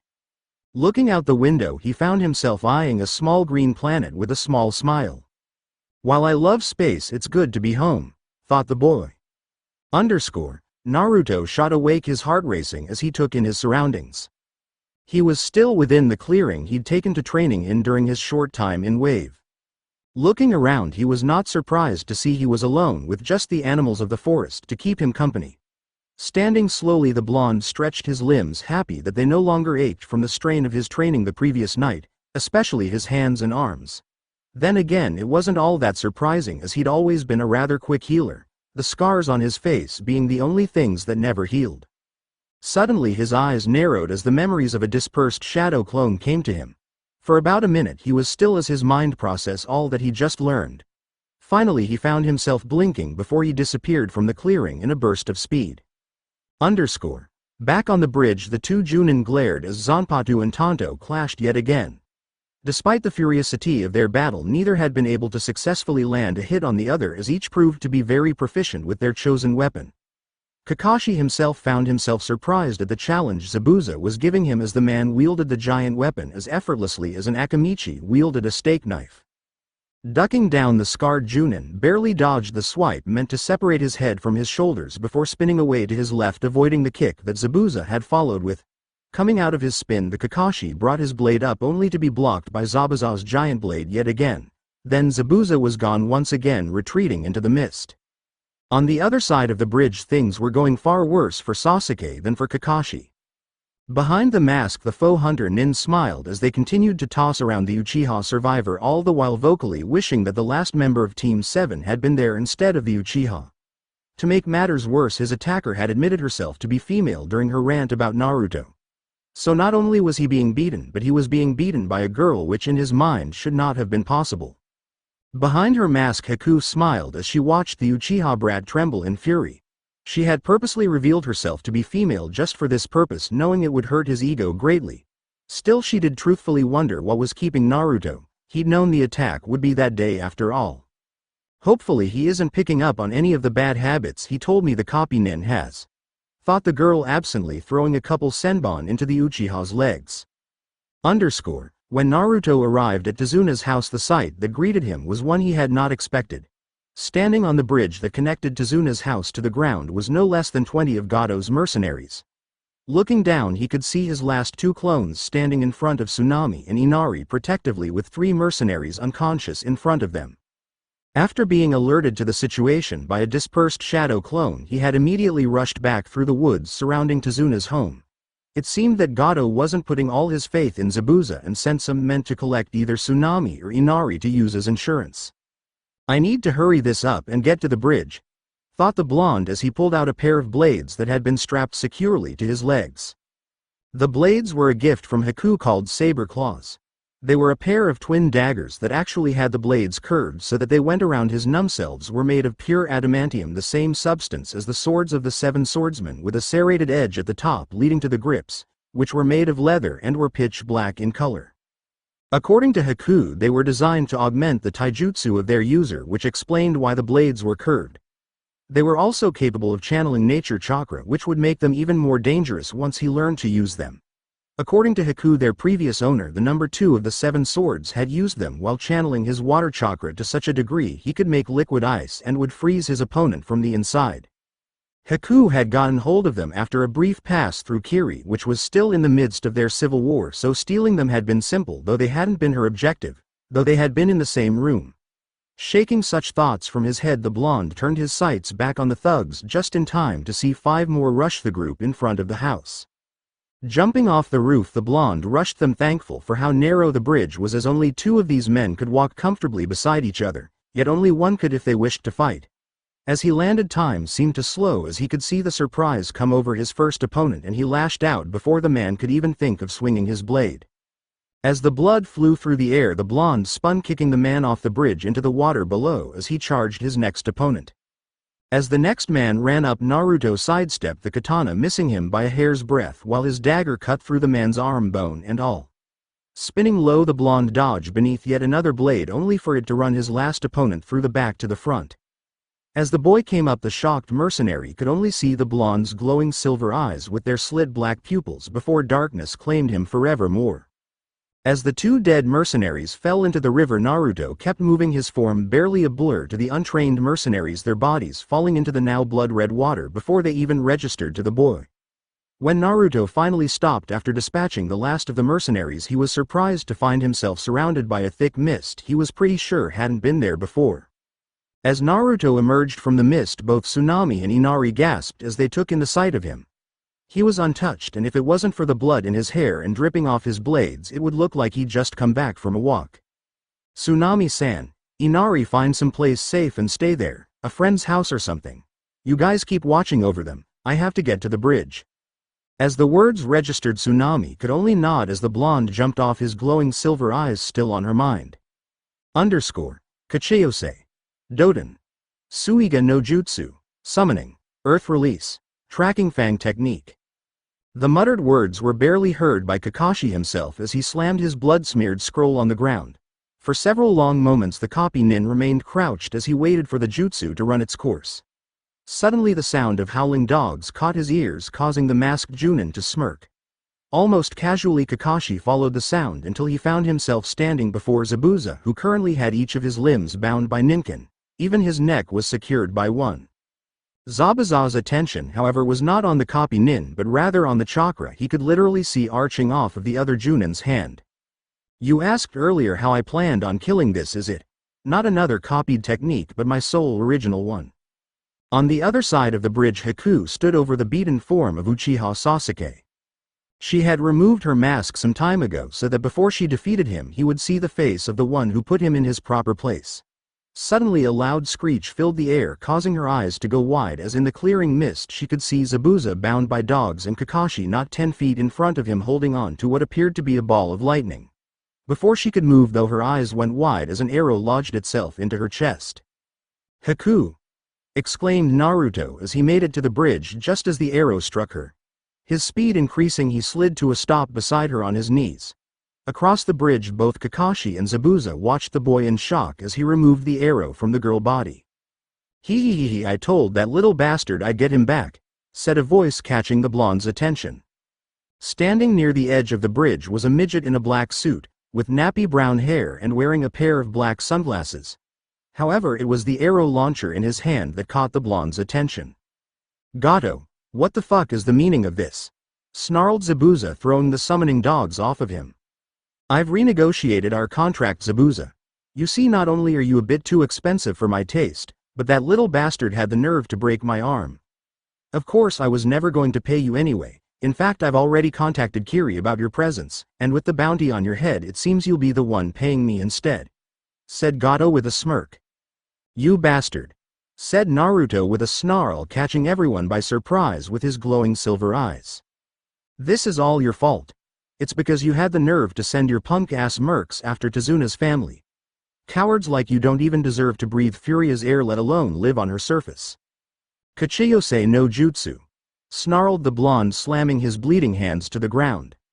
There was a puff of smoke which quickly cleared to reveal a sight that no one expected to see, for before the blonde sat 3 demonic-looking canine-like creatures, with what appeared to be pitch-black scales for skin. Along with that, each of them had eyes of shining silver much like Naruto's. "Kill!" snarled the blonde, pointing at Gato and his group. The 3 beasts snarled at his command, the scales covering their bodies standing on end and turning into an angry orange color. Gato blinked and the beast were upon him and his group of mercs, ripping through them without mercy. Those with weapons would try to attack only for the scaled hides to break the blades before they were quickly killed. Kakashi, Zabuza, Sakura, Tazuna and even the ninkin could only look on wide-eyed at the slaughter as the summoned beast tore through Gato's group of mercs.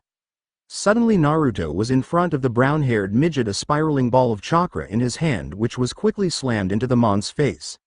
As the chakra sphere hit, the man's body was thrown back and off the bridge as his face exploded. Finally the last of the mercs lay dead at the feet of the summoned beast as each of them approached and sat around their angered master, who pet them each on the head, their scales returning to their natural flat black shaping. As the 3 beasts dismissed themselves, the spell that had overtaken the bridge was broken as Sakura ran and puked her guts out over the side of the bridge along with Tazuna. Zabuza, however, went and collected Haku before disappearing into the mist, while Kakashi warily approached his blonde student. As he neared, Kakashi was surprised to note the silent tears that were falling down his cheeks. "She told me about the attack last night," said Naruto softly, surprising Kakashi. "I hadn't known before then, but she told me. She'd found out that the guy Kage that Gato killed was Zabuza's little brother and said she could convince him to stop since family meant more to him than money. We fell asleep together and when I woke up she was gone. So I went to warn you, but you were already gone. Then Gato sent his mercs after Tsunami and Inari and I was delayed. If I hadn't been, everything could have been resolved peacefully. She wouldn't have had to die like that," said Naruto with gritted teeth. Kakashi said nothing, merely wrapping his arm around the child he saw as a younger brother, who proceeded to cry into his chest. 2 days later found the members of Team Kakashi the newly completed bridge along with all of the townspeople. Inari and Tsunami stood beside Naruto, who had been silent for the last 2 days and was clutching the mask that had once been Haku's. Surprising to everyone, a maskless Zabuza was also there. "You take care of that kid, Kakashi," said Zabuza, earning himself a nod from the copy nin. "What will you do now?" asked Kakashi. "I'll be staying here and teach these guys to defend themselves. Make sure another bastard like Gato can't come to power," said Zabuza, getting an understanding nod from Kakashi. "I'll be sure to mention in my report that Momochi Zabuza died and his body fell into the water," said Kakashi, getting a nod from the man. As Kakashi and his genin team crossed over the bridge, Tazuna sighed sadly as he watched the boy that had saved his family at the cost of his lover's life. "Father, have you decided upon a name for the bridge?" asked Tsunami, catching the crowd's attention. "I was thinking something like the Great Naruto Bridge, after the man who saved not only my country, but my family," said the old man. "I think that's a wonderful name," said Tsunami as the figures of the Konoha shinobi disappeared in the distance. As the people cheered at the name of the bridge, Zabuza remained silent, still staring out into the distance, his eyes still focused on where Naruto had once been. "You chose well, my daughter. That boy will become great someday," thought the man. Of all the worlds within the sphere of influence that was the empire of Jirai, Furia was the most feared. The small planet which sat upon the edge of space and was half the size of Jirai was truly perilous. Not only was half of the planet unlivable, but the gravity was also greater than any other in the system. While all others would increase by small increments over Earth's, with Jirai topping it at 5 times, Furia's gravity was 10 times that of the Earth's. All this and more ran through the mind of Masaki Minaho as she stood in front of the large open wooden gates in front of the Hidden Leaf Village. Before she or any other member of her family could step within the gates, however, 2 people landed in front of them, dressed in blue pants, long-sleeved blue shirts, and green vests with strange metal-branded headbands upon their heads. "Halt! State your name and purpose." As the words registered, Minaho barely held in the sigh of relief from hearing Japanese. If they spoke a different language, it would have taken forever. Hell, Ichika had been on her ship for about 80 years before venturing out.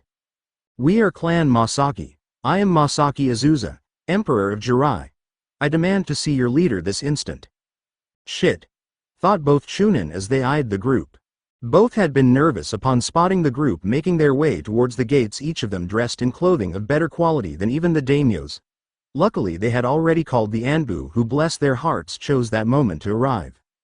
Sarutobi Izoran had been through and seen a lot in his life. Having lived through all 3 shinobi wars, the man was the pinnacle of what a shinobi should aspire to be. However, nothing in his career had ever prepared him for the merciless horde that was paperwork. The creation of pure evil before him was something that was befitting a punishment in hell, yet it tormented him on the mortal plane. His musings were cut off, however, as the double doors of his office were pushed open and a squad of Anbu filed in along with another 6 people, all of them dressed like royalty.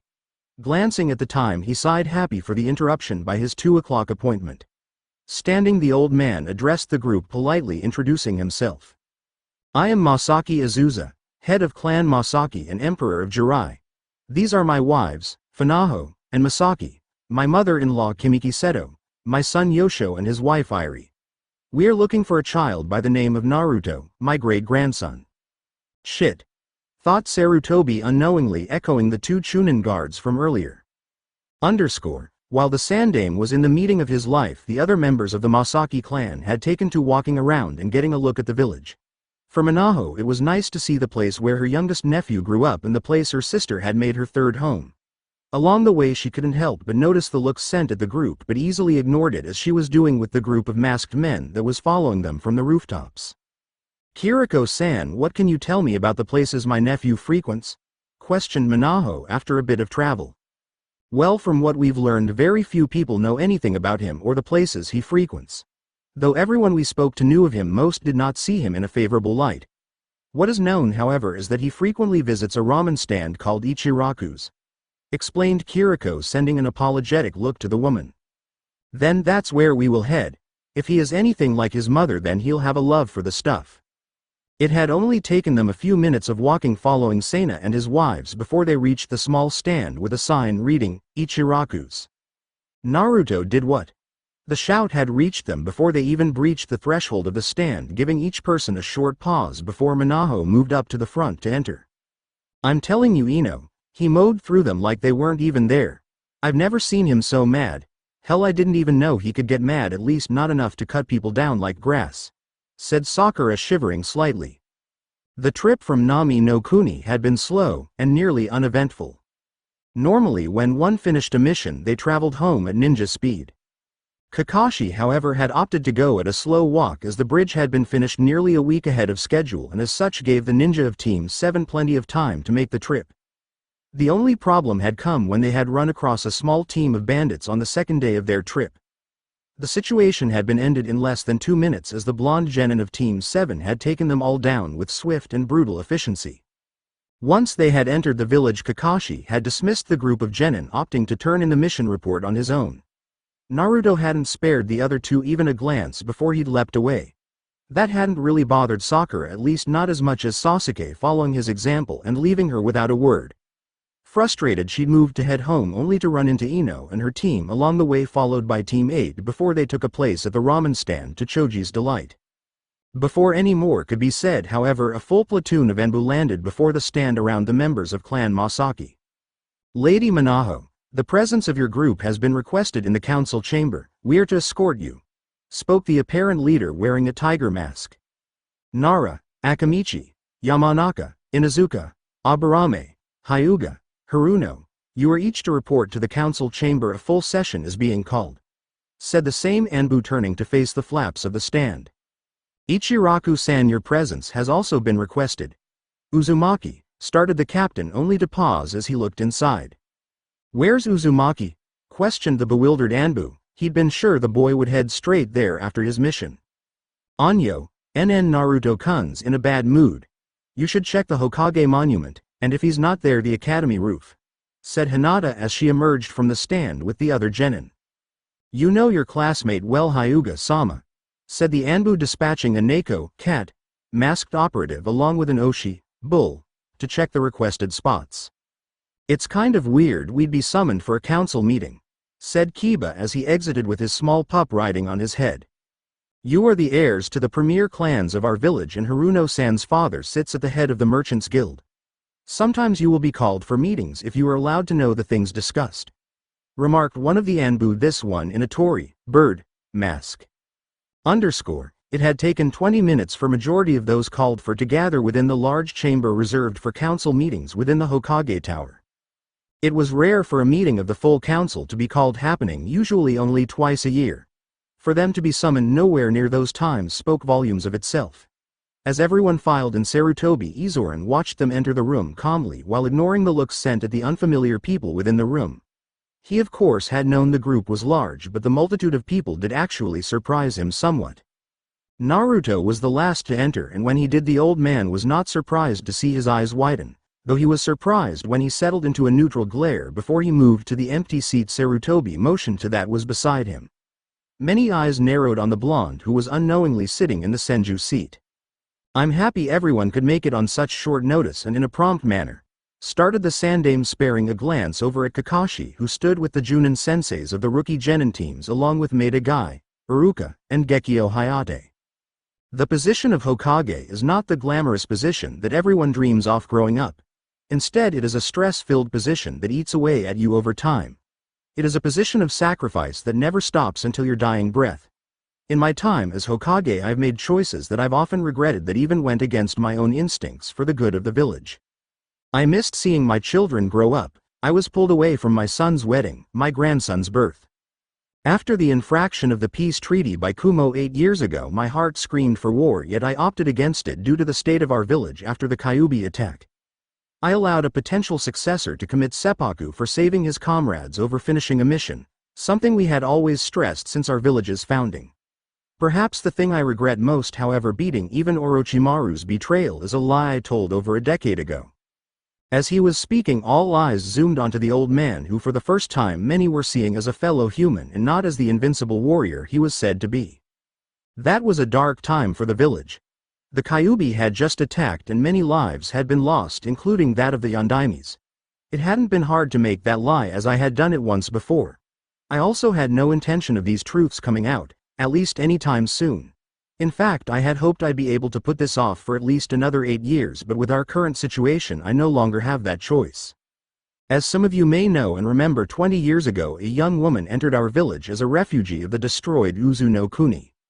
She was hailed as a prodigy of kenjutsu and a water manipulation, given the nickname of the Red Death due to her long red hair. Her name was Kushina. Over the next 8 years I learned that she was a very private person, always managing to steer a conversation away from her past. Throughout that time she had stayed in touch with Minato, who was a member of the team that brought her to the village. They kept their relationship secret and after the war was over decided to marry. A year later Kyuubi attacked, only a week after the birth of their son. Somehow the two were able to come up with a plan to beat the fox. Kushina would hold it immobile and Minato would seal it within their son. Immediately after he said this, several eyes widened in shock at the revelation as many of the adults within the room snapped their heads in Naruto's direction, who was seated calmly within his seat, surprising everyone. Before they left, Kushina gave me a set of instructions regarding their son. The first thing she told me, however, was that the person she presented herself as wasn't who she was, as Kushina didn't actually exist. She told me that one day people would come searching for her using her true name and that these people would be members of her clan, most likely her parents. This, however, would only be after Naruto made genin.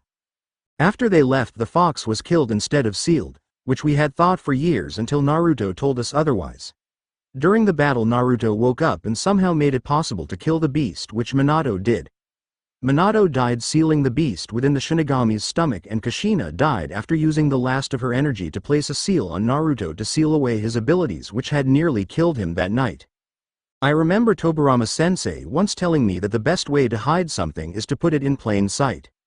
I made the announcement about Naruto holding the Kyuubi, hoping you all would follow the plan and see him as the hero who stopped the beast, then placed him within the orphanage. I knew the other hidden village would send people soon to investigate, and with Naruto in the orphanage instead of with myself, Jiraiya or Tsunade, no one made the obvious connection between him and Minato, especially not Iwa. We were in no shape to be fighting a war with them at the time.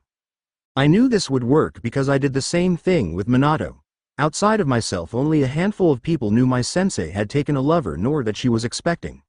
When he died and I was appointed Hokage, I convinced her to let the boy go by her name. I had told her, the child would be the future of the village. I knew if the world knew that there was an heir to the Senju clan, the child would be dead within the first week. However, coming from a no-name family, no one would expect the child to amount to anything past a Chunin rank. They would never expect them to have the potential to become a Kage. Still, even I never expected the emergence of the Yellow Flash. That man won us the third war when he revealed the Hiraishin to the world. I knew Naruto possessed that same potential, perhaps even more. This was even displayed in his pranks, the trap-making genius of his father and the mischievousness of his mother. Who else but their son would think that since no one wanted to train them, he would make them do so? For years he made our shinobi from Genin to Anbu train him, forcing them to help him improve his trap-making skills, stealth, speed, and agility. You said you wished to keep this secret perhaps another 8 years. Why break the silence now? Questioned Aburame Shibi in the monotone his clan is known for. It was one of the promises I made to Kushina, that once those coming for Naruto arrived I would make the announcement of his heritage. Until that time, however, the secret would be kept. Explained the Sandaime calmly. And who are they exactly that we would hand over such a valuable member of our village? Demanded Kaharu. You will do so because I command it. Otherwise I'd reduce this entire place to ash. Stated Azusa, calmly ignoring the killing intent that suddenly filled the room. I am Masaki Azusa, head of the Masaki clan, and emperor of the royal kingdom of Jirai. From what I've learned from Sarutobi-san about the treatment of one of my clan, I'd have no problem destroying this little rat hole. Before any more could be said, 3 masked figures materialized around him, swinging swords down onto him. Just before the struck, each of them disappeared in a blur, only for a resounding crash to echo through the room. Deep guttural growling had them all turning towards the sound, only to find the 3 masked shinobi pinned to the ground by demonic-looking canine-like creatures, their scaled flesh standing on end and glowing an angry orange color made all the more fearsome by their glowing silver eyes. That's enough, Naruto. I think you've made your point. At the words the blonde whistled, causing the three hounds to snarl once more in their faces before backing off towards Naruto, their scaled flesh lying down and turning darker with each step until they lied flat and were pitch black. Amazing, I had thought the Furion hellhounds had gone extinct, said Washu, making her presence known as she moved over to the three. And you would be? Questioned the blonde politely. Hikubi Washu, at your service. The greatest scientific MI of you. Rumor had it you disappeared some time ago, about a century give or take, a decade or so. Unfortunately you're correct. These three girls are the last, said Naruto, patting one of the three on head as the redhead studied another. What exactly are those things? Asked the Inuzuka head, eyeing the three beast carefully. Do you know nothing of the creatures native to this planet? Furion hellhounds are lupine, reptilia hybrids best known for their speed and strength which they are bred for. They are classified among the most dangerous creatures to ever live, explained Washu shortly. Not that this isn't interesting, Lady Washu, but we must get back on topic, stated a new voice, breaking her away from her discovery. Of course, Lord Katsuhito, said Washu, retaking her seat. As Lord Azusa was trying to explain before he was interrupted, Naruto is a prince of Jirai, a member of the empire in which you live. Before you ask, the Jirai Empire is not a collection of countries but of planets, yours setting upon the northern edge of its space, explained the old man calmly, ignoring the incredulous looks sent his way by the members of Konoha's council. Furions are known as the greatest warriors to ever live among the galaxy, so it is only natural the planet would sit on the edge where any trouble would pass through us, said Naruto, locking eyes with the old man. That is correct. Now the reason for this meeting is that we would like to welcome you back into the society in which Furions helped found, explained Funaho, shocking the group. Welcome us back? Questioned Nara Shikaku, showing actual interest for once. Correct. However, that is a story for another time, when the rest of the leaders arrive here next month. According to your Hokage, you host a Chunin exam here beginning this week. The day before the final exam, however, the leaders of this world will meet here to discuss the situation. When we leave the planet, your children will be offered the chance to come along to study alongside Naruto, said Funaho calmly. While I'm sure you have much more you wish to discuss, our time must end for now so you can digest what you've learned. However, information packets have already been delivered to your homes for you to look over in private. We ask that none of this information, however, is discussed at all outside of this room. Failure to comply will result in revoking the offer made to you.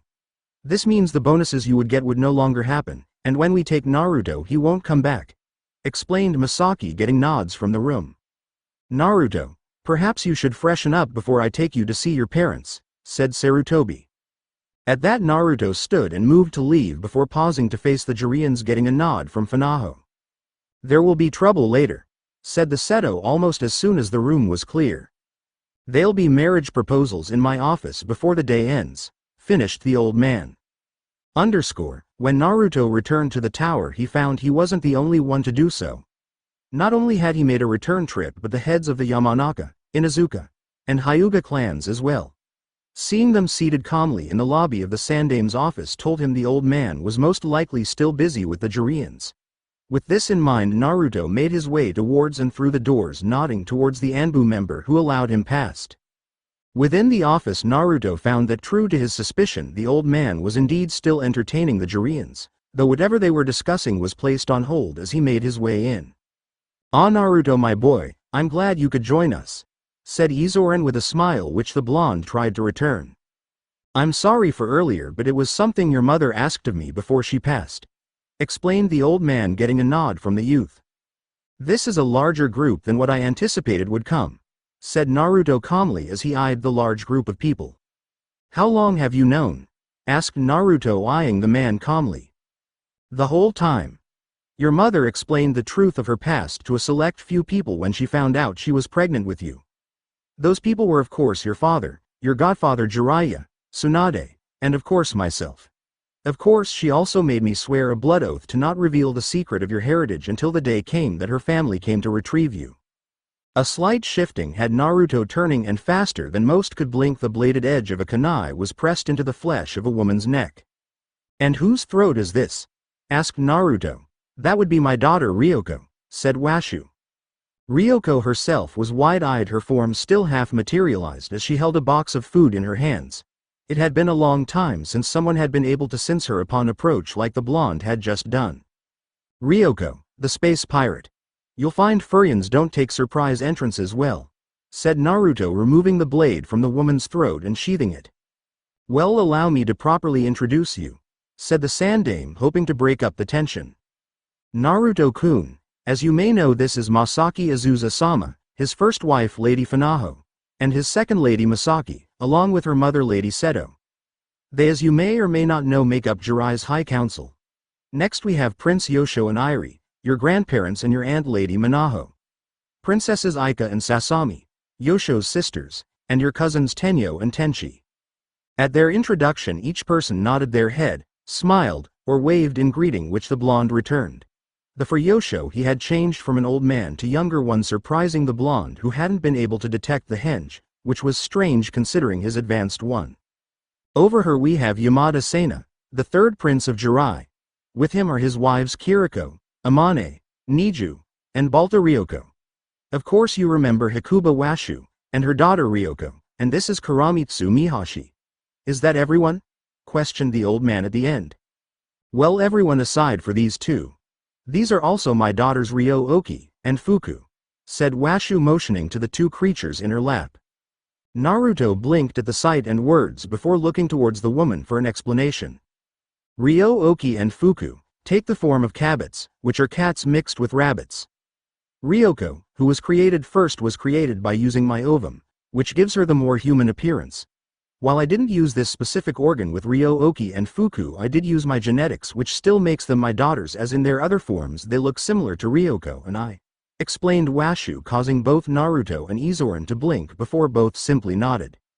"Now then, there is also the matter of your inheritance to discuss," said Izoran, catching the blonde's attention. "Your father, as not only Hokage but this village's seal master, had been able to accumulate quite a bit of wealth. This includes the titles to several properties, including the apartment complex you live in. In fact, your apartment was actually the one your parents shared. Both your parents had collected a vast library of techniques as well, all of which, including your father's scroll of forbidden techniques, have been given to your grandfather for you. I've also contacted your godfather, who has been on a very high priority S-class assignment for the last decade. In fact, if it wasn't for what he's been able to learn and keep his targets from learning, you'd have probably died long ago. Anyway, he will be returning to help prepare you for the Chunin exams. As for the wealth, I set it up in a private shinobi account, which requires fresh blood and chakra to verify your identity for withdrawals, where it has been gathering interest for the last 13 years. Unfortunately, your mother's sword I've been unable to recover. Honestly, I have no idea where she hid it, but she guaranteed you would be the only one who can get to it. Along with that, you will also find a scroll written by your father detailing the Hiraishin no Jutsu and the tools needed to accomplish it. Though before that I'd recommend studying up on seals, as without the knowledge of them you yourself trying the technique. Finally, neither of your parents were buried in the Hokage's graveyard as is customary. Instead, your mother insisted they be taken to her ship. From what she said, it would preserve their bodies so that they could be given proper burials. As such, when they died, their bodies immediately disappeared, most likely to her ship, if you know where that is," finished the old man. "Now I'm sure you would like to get to know your newfound family, so don't let me hold you up," said the old man after a few minutes of silence. "Very well then. I shall speak with you soon." With the said, Azusa stood to his feet before he, along with everyone aside from the Sandame, simply faded from the room. Of all the ships within Jiraiya's fleet, Masaki Azusa's Kirito is the only first-generation tree ship still in circulation. While he couldn't boast to claim to being the only one bonded with a first-generation tree, Kirito was the only one still capable of travel. The only other person bonded with a first-generation tree was Yosho. However, his Funaho had long since taken root on the planet he himself crash-landed on. Kirito itself was a massive vessel, its length alone equaling the size of 3 football fields combined. Like all Jirai-made ships, Kirito's exterior was made of a fine wood customized to support the rigors of space travel. The interior was equally impressive to the exterior, for inside of the ship a massive forest could be seen with trees scattered all around. At the moment, the ship was hovering just outside of the planet's atmosphere, giving the perfect view of space. It was here that Naruto had spent the last 2 days getting to know his mother's family. He had been given one of the many guest rooms aboard the vessel to stay in for the time being. The room was rather plain, containing a single bed and dresser. However, the interesting thing was that instead of walls, large vines surrounded the bed to block off the rooms. The bed itself was king-sized and had a curtain surrounding it to provide privacy. The previous day, the Sandaime had taken the group to the Heroes Museum.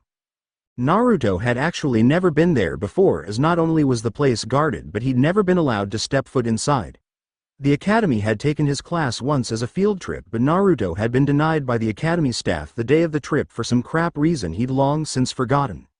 Anyway, the museum was a dedication to all of the heroes of Konoha of every generation, not only the Hokages but anyone who had made a significant impact.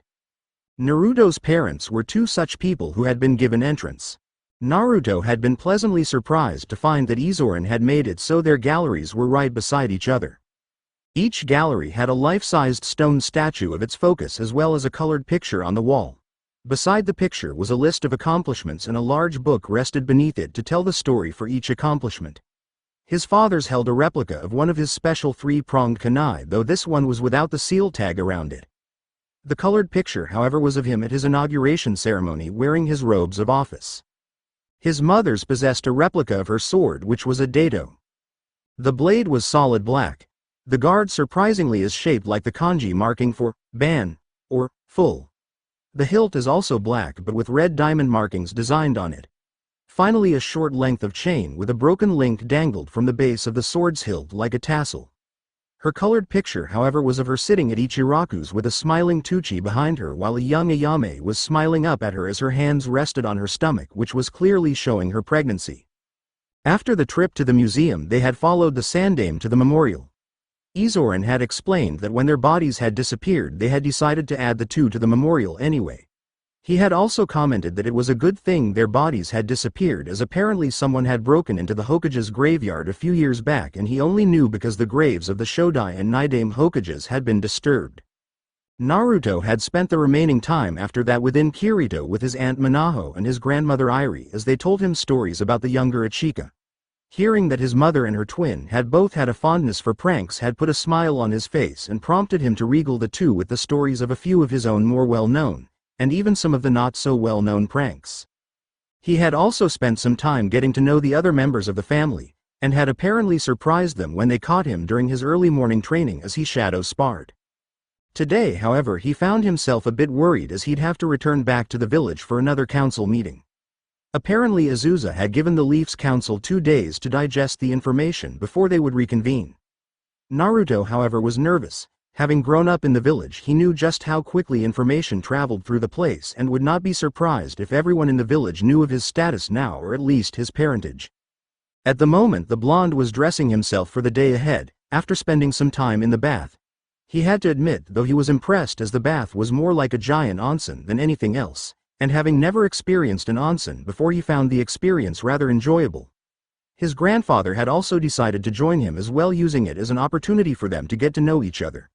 He found that Yosho had a very calming aura surrounding him that just made you relax. During their talking, Naruto had explained a bit about his childhood and about his brief time with Haku. The talk had been very therapeutic for the blonde, as Yosho was a very good listener and had eventually helped the blonde come to terms with the girl's death.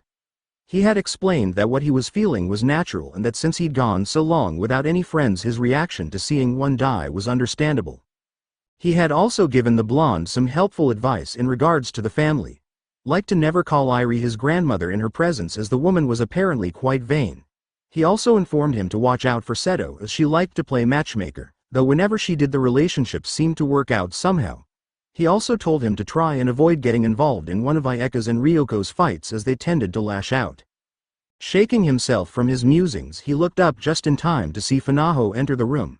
He hadn't spent much time with the woman, as she was busy the last few days along with Masaki, Seto, and Azusa, but he looked forward to spending some time with her in the future. "Are you ready?" questioned the woman calmly. "Just about." With his return delivered, the blonde reached to the side before pulling a harness out and securing a harness to his legs, each carrying one of his saber claws. Finally, he grabbed his hite tae off of the dresser and secured it to his forehead. Funaho sighed, seeing the weapons the blonde carried on his person. It seemed that everyone in this village that wasn't a civilian carried blades on their person. Funaho didn't like it. In fact, she hated unnecessary violence, but this being Furia, it didn't surprise her that their culture revolved around violence. Still, she had to admit that the walking armory that was her great-grandson looked an awful lot like his father from the pictures she'd seen of the man. In fact, she would honestly say they could have been mistaken for brothers with how closely they resembled one another. Abandoning the thoughts for a moment upon seeing he was ready, she led him out of the room and through the ship to meet up with the rest of the group. For the second time in as many days, the members of the entire village council were gathered in the council chambers of the Hokage Tower. Noticeably absent, however, were the genin that were in attendance the last time, though the junin were still in attendance. Council members suspiciously, especially the three elders that had at one point wished him dead, that now wished him to stay within the village for their own gains. He was especially wary of Danzo, or the mummy, as he was often called, behind his back. He could remember the man had tried to befriend him once, but by that point Naruto had already been jaded and wanted no part of him or what he offered to him. Alright then, I assume that everyone has had time to read and review the information that was delivered previously, stated Funaho, bringing the room's attention to her. No one spoke at that, merely nodding that they had. Naruto frowned at that though. He had no idea of what proceedings were taking place and it worried him. He didn't trust these people, especially the civilians and the elders. He was positive they would try something to turn things into their benefit. Now then, the purpose of today's meeting isn't to speak about the future, or even the present. Today's meeting is about the past, specifically what happened to Ichika, or as you know her, Kushina, explained Funaho, causing several people to raise eyebrows in curiosity. That's just it, no one knows what happened. Kushina-sama's body, like Yondaime-sama's, was never recovered. We always believed that they were overexposed to the Kyuubi's Yuki and their bodies couldn't handle it, explained one of the civilian council members. That's just it, you're speaking of a guess. We're here to determine the truth of the matter. Lady Washu, if you would please, stated Seto as she motioned to the red-headed scientist. Of course, Seto Dono, said Wasu as she stood from her position and walked so that she was standing directly behind Naruto, who was seated beside the Sandaime in the Senju seat. What we will be doing today is watching the memory of what happened. While none of you may know what happened, the secret is surely buried within young Naruto, stated Washu, surprising everyone including the blonde genin. What we will be using is Naruto's genetic memory. Now, it is a little known fact that the memories of our ancestors are encoded within our DNA. This of course is the origin of what you call Keki Genkai. After a bit of research on my part, one came to discover that thanks to chakra you have developed the ability to pass not only your physical attributes but your earned abilities to your children, provided your body has mastered them to a suitable level, of course. However, memories, even genetic ones, degrade over time. Still, for this we are only going up one generation, and Ichika was still young, only 254 years old when she passed, explained Washu. I'm sorry, did you say 254? Said Inoichi in shock. Indeed, like I said, rather young. However, this is merely an estimate based on the fact that Naruto Dono and Tenchi Dono are 6 years apart and their mothers were twins, explained Washu, seemingly oblivious to the reaction produced by announcing Ichika's age. So basically what I'll be doing is separating Naruto's DNA code, to see both his father's and his mother's. After that we'll delve into Ichika's so that we can see what happened to her, said Washu, finishing her explanation. With that she sat a yellow ball-like object on top of Naruto's head. Barely 2 seconds after she sat it there, a pair of short legs extended out as 2 circles taking the form of feet for the machine attached themselves to each side of his head. Washu, seeing this, sat back on a chair that no one had noticed was there before. Motioning outwards with her hands, a transparent screen appeared before her along with a keyboard equally transparent. Alright Naruto Dono, in order for this to work I'm going to need to put you in a state of sleep. You will still see everything we do, but this way it's not painful for you, explained Washu, getting a nod from the blonde. It took barely a few moments before Naruto's eyes closed and his breathing steadied, signifying sleep. However, as soon as he did, what many of the shinobi recognized as a seal appeared upon Naruto's head, which quickly shattered with the sound of broken glass. At the same time, the eyes of the ball-like machine on his head lit up before projecting outwards before hitting a wall and showing, and a picture appeared before them. Mindscape. Naruto blinked as he found himself standing within a sewer with water coming up to just past his mid-calves. The place was dark, the only light coming from the glowing pipes above him, some blue and some red. Looking around, he found a large golden gate standing in front of him that disappeared into the darkness above him. Hello Naru-chan. The voice forced him to turn and his breath caught in his throat. Before him stood a woman he recognized easily. She stood at a height of 5 feet 8 inches and appeared to be about 22 years old. She had long bright red hair that fell past her waist, stopping in her calf area with strands framing her face, and violet eyes. She wore a pair of black pants that fit to her like spandex and a long-sleeved two-toned shirt with the sleeves, neck, and collar area black while the torso was a burnt orange color. The shirt had a small zipper that zipped it up from the top of her chest to mid-neck. "Ka-san!" exclaimed the blonde in shock. Naruto had barely gotten the word out of his mouth before he found himself engulfed within her arms. Naruto tensed almost immediately at the contact before relaxing into her embrace. Still overwhelmed with joy as she was, the woman felt it and frowned before pulling back to look him in the eye. "There is so much sadness and pain in your eyes," stated the woman after barely a few moments, causing Naruto to flinch. "The villagers must not have treated you well. I've seen that look in your eyes before. It's always held by the same kind of people. Only someone that has experienced the hell that is true isolation can have those eyes. I'm so sorry, Sochi. I never wished this upon you." After saying this, the woman pulled him into an even tighter hug. This time, however, Naruto didn't tense and even wrapped his arms around him as a single unknown tear left his eye. Finally, after a few moments, the woman pulled back, exposing her own tear-stained cheeks, which Naruto was quick to wipe off, getting a smile from his mother. "Now there is much to explain and not a lot of time, my son. For starters, this place is what is known as your mindscape.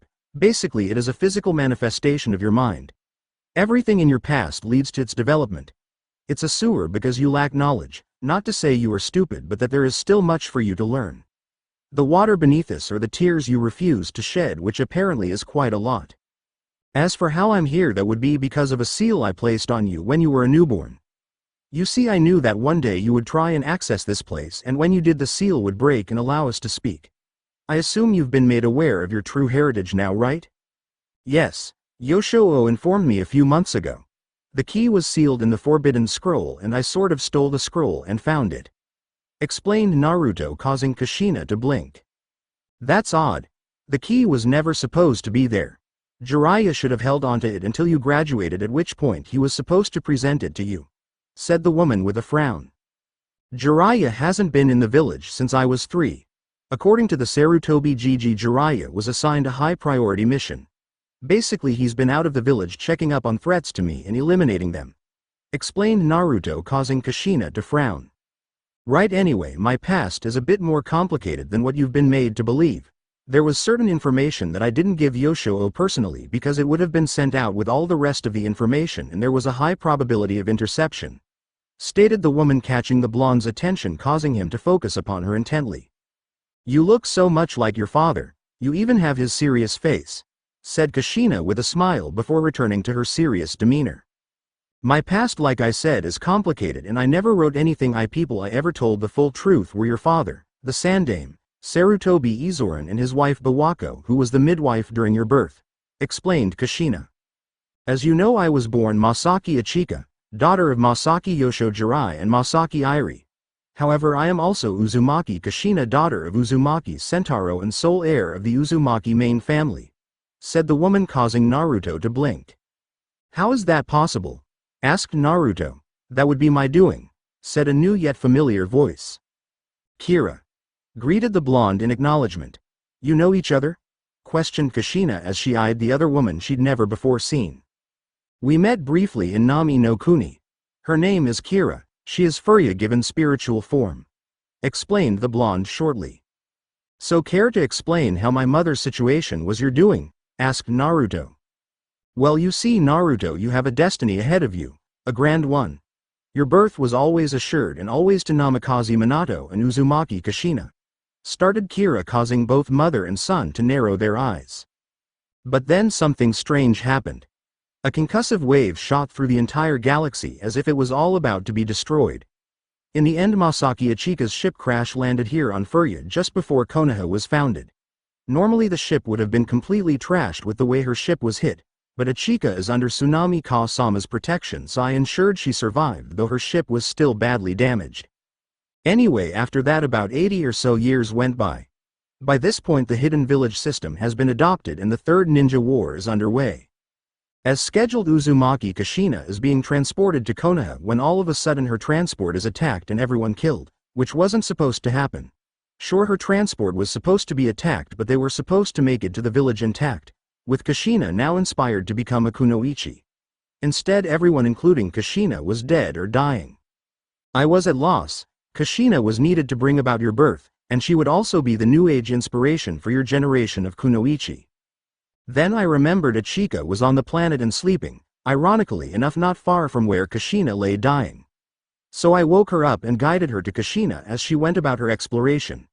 Thankfully Ichika inherited Tsunami Ka-sama's compassion and was more than willing to help save the girl. With that I put them through what is known as assimilation, which basically means I fused them together. Of course, in the beginning their minds would remain separated as Ichika was a grown woman and Kushina was still a child. As they grew older, however, their minds would merge until when Kushina turned 17 and their minds fully merge. So that is how she can be both Kushina and Ichika. I did however leave the ability for her to switch between them at her leisure as soon as her minds merged, explained Kira. So it was your voice I heard that day, said Kushina as she looked up. Hi, however, since you didn't have a connection with Furia you couldn't see me, said Kira. Okay, so what now? Questioned Naruto after a few moments. Now your mother can explain what really happened that night, said Kira solemnly. Very well, Sochi, what do you know about the night the Kyuubi attacked the village? Questioned Kushina. There's not much to know. It appeared out of nowhere and attacked us. It woke me up, I blasted it and Dad dragged it into the Shinigami's stomach, said Naruto, causing both Kushina and Kira to blink. Sochi, who told you that? Questioned Kushina. Yoshio did, months ago when she told me how you died, answered Naruto. I suppose I shouldn't be surprised you were wrong. Yoshio is badly damaged, she couldn't see what happened, so most likely deduced an explanation, said Kushina with a sigh. With that sigh, however, her figure wavered before she changed. Her hair went from bright red to a midnight blue, almost black color. Her eyes went from violet to brown. Other than those differences, however, she looked exactly the same. The truth is Kyuubi didn't attack so much as it was released and forced to attack. You see, Naruto, the Kyuubi has been in Konoha's possession since the very beginning. During the battle that created what is now called the Valley of the End, Uchiha Madara summoned it to aid him. However, Senju Hashirama was able to stop it and defeat Madara thanks to his Mokuton ability. It was because of this that Hashirama was named as Shodai Hokage and not Uchiha Madara, who was assumed to have been killed in the battle. Whatever the case, Konoha took claim of the Kyuubi, and so that no one could try that again, it was sealed away. Now you should know that the Uzumaki clan and Senju clan are distant relatives. In fact, many believe that the Senju was a branch family of the Uzumaki. Regardless, our clans were close, and as such Konoha and Uzushio were close. So close in fact that Uzumaki Mito married Senju Hashirama, and even sealed the Kyuubi into herself, becoming Kyuubi's first vessel. Explained Ichika, causing Naruto to blink in shock at this revelation. As an Uzumaki clan member, she possessed a very high knowledge of Fuinjutsu, as Uzumakis were known for their skill in the sealing arts. However, unknown to most, the Uzumaki clan also had a very special Keki Genkai. The bloodline was so special they couldn't come up with a proper name and simply called it Special Chakra. You see, the Uzumaki clan was blessed with large chakra reserves, but as a trade-off had poor control. Whatever the case, an Uzumaki's chakra is more potent than anyone else's. Along with this, they possessed what was called perfect bodies. They could naturally heal wounds quicker than most with just an application of chakra to the wounded area. Also, if mastered, they could control their bodies to the point that they could change their age, making them younger or older, whatever they wished, and then if they wanted to freeze it there. It was because of this that Uzumaki Mito lived for well over 100 years. She didn't die until well into the term of the Sandaime Hokage. She was 130 years old if I remember correctly. She is only one example of the clan, and it is because of the long lives they lived their village was nicknamed the Village of Longevity. Anyway, when I, and by that I mean Kushina, arrived in Konoha, it was for the purpose of becoming the next Kyuubi vessel. You see, Mito-san was dying by that point and trusted no one but her kin to guard over the fox. Kushina was naturally terrified of such a prospect. She was still a child and had heard horror stories about the monster fox, as it was called. Anyway, Mito managed to calm and reassure her, and Kushina agreed to become her successor. Mito, however, told her of a secret to successfully holding back the fox before the transfer. That secret was that in order to properly hold back the Kyuubi and its hatred you must first fill the vessel with love. Do that and even the host of the Kyuubi may live a happy life, said Ichika. Also something you should know about Kushina, when she was younger she was very insecure. This was mostly due to teasing from other children and as such she developed a tomboyish personality. On her first day of the academy she beat up every member of her class that teased her because of her appearance. One day she was kidnapped by Kumo Shinobi, who wanted to breed her so that they could make use of her special chakra, even though it was they who annihilated Uzushio in the first place. Regardless, those fools were and probably still are bloodline hungry and as such kidnapped Kushina. Even with her chakra cut off she left a trail by leaving strands of her hair to mark her path. A trail that was eventually picked up by Namikaze Minato, who was one of her former classmates. This impressed Kushina, who had actually believed him to have been a wimp. That plus his admittance to liking her hair, which she actually hated, had been enough to convince her to go out with him.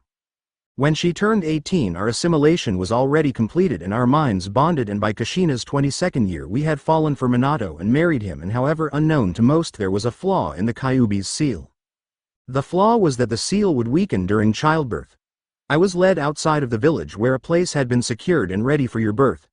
Now my pregnancy lasted 10 months as due to the fact that I was a Jinchuriki there is an extra month added. You were born a week later than projected, but when the time came Sarutobi Bawako acted as the midwife while your father focused on maintaining the seal, said Ichika sadly.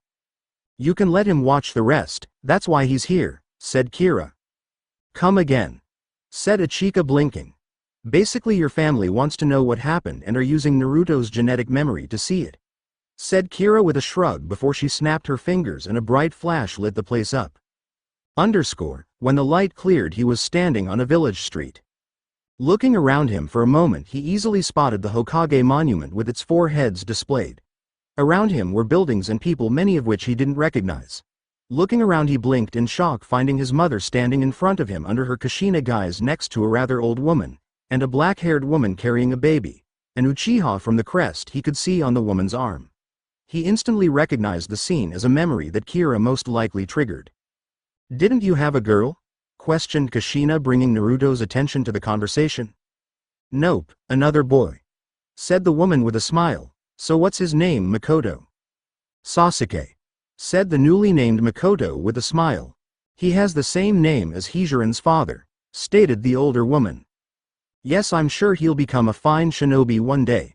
You're almost due yourself, aren't you, Kushina? You should pick a name before it's too late, said Makoto. Ah, we've already got one. Naruto. He and Sasuke-kun will be in the same grade. I hope they'll become good friends, said Kushina. Yeah, right. Sorry mom, but I'm about 2 steps away from killing that Teme. All I need is to figure out a way to do it without getting blamed for it. Maybe a genjutsu to make him write a suicide note, then drowning him, thought Naruto before shaking his head in a negative. He sucked at genjutsu, that plan would never work for him. By the way, does it hurt? Like bad?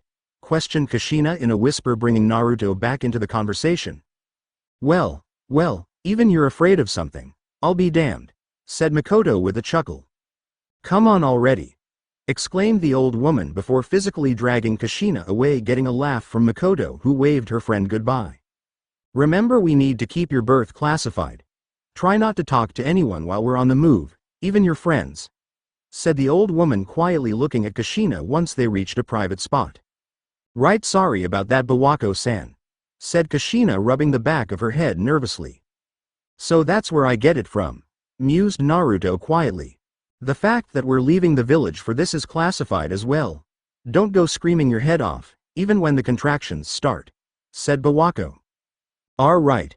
With Kushina saying this, there was another flash before Naruto found himself in a new spot. Oh god, it hurts. Naruto winced at the high volume of the scream but quickly found himself focusing in on the scene. He could see his mother laid down in front of him, her long red hair positioned in such a way it looked like a flame. By her side he could see his father with his arms outstretched over her stomach where a large seal could be seen pulsing. Bawako, however, was positioned on the end between her legs where thankfully a blanket was covering her, as there were some things he just didn't want to know. I've never heard her in so much pain. Are you sure she'll be alright? Questioned Minato, obviously trying to hold his composure. She's fine, just keep your eyes on the seal. demanded Bawako, not even glancing at him. But she's, good lord, you're the Yondaime Hokage. Don't panic. This is why women have babies. You men can't handle pain, said Bawako, eyeballing Minato. Before anything else could be said, however, the woman they were fussing over screamed again as her form went hazy, her red hair turning midnight blue and her eyes brown. Her face was covered in sweat as well as holding a grimace of pain. Damn, she couldn't hold the transformation, said Minato, though he was still focused on the seal. Don't worry about that, I expected this. Besides, she's stronger in her natural form. Damn, this bastard fox is strong. I can feel it struggling to break out, thought Minato before focusing more chakra through his hands. Naruto, however, was surprised in that he could hear the thoughts as if they were spoken. Hang in there, Ichika. You and Naruto will make it through this, said Minato. The head's out. We're almost there, Achika, said Bawako. Keep going, Achika-san, said Bawako's assistant, who also happened to be a member of the Sarutobi clan. Naruto, you get out here, and Kyuubi, you stay put, said Minato, sweat covering his form before he pushed a little more chakra out of him. Ichika let out another pain-filled scream before another one ripped through the air following right after. Get the hot water, demanded Bawako, with her assistant immediately complying. Congratulations, it's a healthy baby boy, said the assistant, holding the baby. Naruto blinked as he saw something on his newborn self that immediately caught his attention. On each of the baby's cheeks were 3 whisker-like markings he was told were injuries from his confrontation with the fox. Look at me, I'm a father, said Minato as he went about wiping the tears from his face. Naruto, I finally get to meet you, said Ichika as she looked at her crying baby.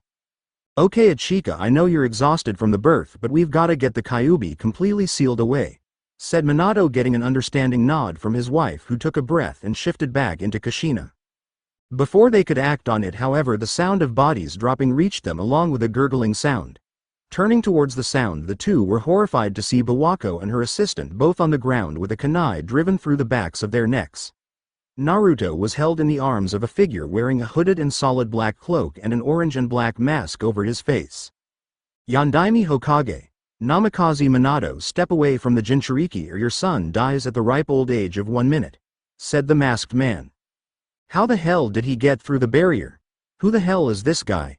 Thought Minato as he turned to face the man threatening his family. Almost immediately after he did that, Kushina screamed as a portion of the seal on her stomach bloated, causing the Yondaime to turn his face to her. Kushina. Damn it, the seal's not done yet, thought Minato. Back away from the Jinchuriki, repeated the masked man, catching Minato's attention. Or do you not care if your son dies? Said the man. Hold it, just calm down, stated Minato, trying desperately to think of a solution to this new predicament. You should take your own advice, Minato, I'm perfectly calm, stated the man before tossing the baby in the air. Naruto, screamed Kushina, horrified. Immediately Minato's eyes narrowed and he vanished, appearing on the ceiling and holding his son as the man had followed through and driven a kunai where Naruto would have been if he wasn't caught by his father. You live up to the Yellow Flash moniker, but what now? Minato didn't waste a moment, immediately going to the blanket wrapped around his son that had 3 explosive notes attached and already smoking. Barely a few moments later and the notes detonated, the force of which was enough to blow the entire place to hell. Minato, Naruto, exclaimed Kushina upon seeing the notes explode. Minato flew through the air for a few seconds before landing and sliding on his back before coming to a stop on his butt. In the same instant that he settled, he was looking over his son before sighing in relief. Thank Kami you're not hurt, said the Yondaime before poor thick piece of wood from his leg. He's after Kushina. He forced me to use my Hiraishin no jutsu to separate us. Gotta hurry. With that thought, the legendary Yondaime Hokage disappeared once again, using the technique that made him a legend. When he reappeared, he was within a safe house outside of the village where he and Kushina had often met up while dating to keep their relationship secret, and several Hiraishin kunai were hung. You'll be safe here, Naruto, so be a good boy for daddy while I go and save your mother, said Minato, looking down at his sleeping son before he disappeared once more, with the older Naruto fading away as well. What are you after? Demanded Kushina from her position secured upon the center rock in a blasted clearing with chains securing her to 4 larger rocks. Naruto recognized the place easily as soon as he appeared as one of the village's more out-of-the-way training grounds, usually used for training water techniques thanks to the large body of water the rocks were submerged in. Her captor stood before her on solid ground, still covered in his black cloak, and seemingly smug, which he wouldn't be if the childbirth hadn't weakened her so much. "I came to rip the Kyuubi out of your stomach and use it to crush the leaf," said the man calmly. "What?" questioned Kushina wide-eyed. "Minato's jutsu uses a special marking that lets him move from one marking to the next. I see he's incorporated it into the design of your seal. Also that he would always be there to protect you. But I managed to get away from him and the seal has been greatly weakened from the birth. Do you have any idea how long I've been waiting for this moment?" stated the man. As the last bit left him he shifted slightly, but as he did his hood moved just enough so that a single eye hole in his mask became visible. Almost as soon as it did, Kushina gasped, as within that eye hole was an eye she instantly recognized, having a very familiar scarlet color along with 3 black tomo markings surrounding the pupil. "Sharingan," thought Naruto in shock. However, at the same moment the Sharingan eye began to spin as it focused on Ichika's own eyes. Deep within Ichika, a pair of crimson-red eyes with slit pupils snapped open as a presence hit their owner's senses. Their owner was in fact the infamous Kyuubi no Kitsune that currently hung suspended upon a large sphere. Each of its limbs was held down by chains that disappeared into the sphere, as was its head with the chain traveling along its neck. A large spike was driven into its torso with a chain securing it in place, disappearing into the sphere. Its large paws and feet were secured the exact same way as were each of its tails. "You!" snarled the gigantic beast in rage. Immediately the beast began to struggle, fighting its restraints as a malevolent red chakra bubbled forth around it as its struggles intensified. Outside, Kushina cried out as that same malevolent chakra bubbled forth around her in the process of forming a shroud. "Come forth, Kyuubi!" exclaimed the masked man, his hand held up in a single-handed seal. Almost immediately, like a flood, the red chakra burst out from her, shooting up into the sky and coming together to form the massive beast, which stood at least 300 meters on its hind legs, about 30 on all fours, and roared out. "We head to Konoha," said the man calmly as soon as the beast's roar died down. "Stop," said Kushina, panting heavily as she tried to push herself up. "The Uzumaki clan is really something special. Even wrenching a tailed beast out of your stomach didn't kill you right away. I suppose it's only fitting for the Kyuubi to kill its former Jinchuriki," said the man. Immediately afterwards the beast's left paw came down and descended on her with such force that a dust cloud kicked up that rose higher than even the tallest tree. However, at that moment Minato appeared atop the tree in Kyuubi's direct line of sight, carrying Kushina bridal style. "A small flash of hope, but it's too late," muttered the man. "Minato, is Naruto okay?" questioned the woman weakly. "Yes, he's fine. I hid him somewhere safe," said Minato softly. "Thanks, Tsunami," muttered the woman, breathing a sigh of relief for the safety of her son.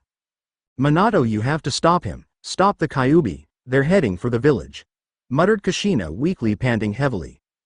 At this Minato's eyes narrowed before he disappeared once more, taking his wife with him. The masked man scoffed at the disappearance but casually shrugged it off before moving on towards the village. Minato and Kushina appeared within the safe house as Minato settled her down onto the floor. "Why?" questioned Kushina tiredly. "Never mind why, stay with Naruto," said Minato as he turned her to her side so that she could see their son. Immediately Kushina reached for her child, tears trailing down her face as she held him. Minato, however, stood to his feet, his face turning to stone as his fist clenched in his anger. Turning towards the closet, he opened the double doors and pulled out and secured a Junin flak vest before pulling out another article. This one, however, was a white haori with red flames decorating the ends. Hat he quickly pulled on the sleeves, only going halfway to his elbows before stopping. Reaching up onto a shelf, he pulled out a spare hite tae he kept there with a black cloth replacing the blue, securing it to his forehead. Reaching inside once more, he pulled out a kunai holster and secured it to his leg. The kunai, however, were special in that they were not standard, but each one possessed 3 prongs. Holster secured, he reached in once more before withdrawing a scroll and sealing it within the interior of his haori before closing the doors. "Minato, thank you, good luck," said Kushina.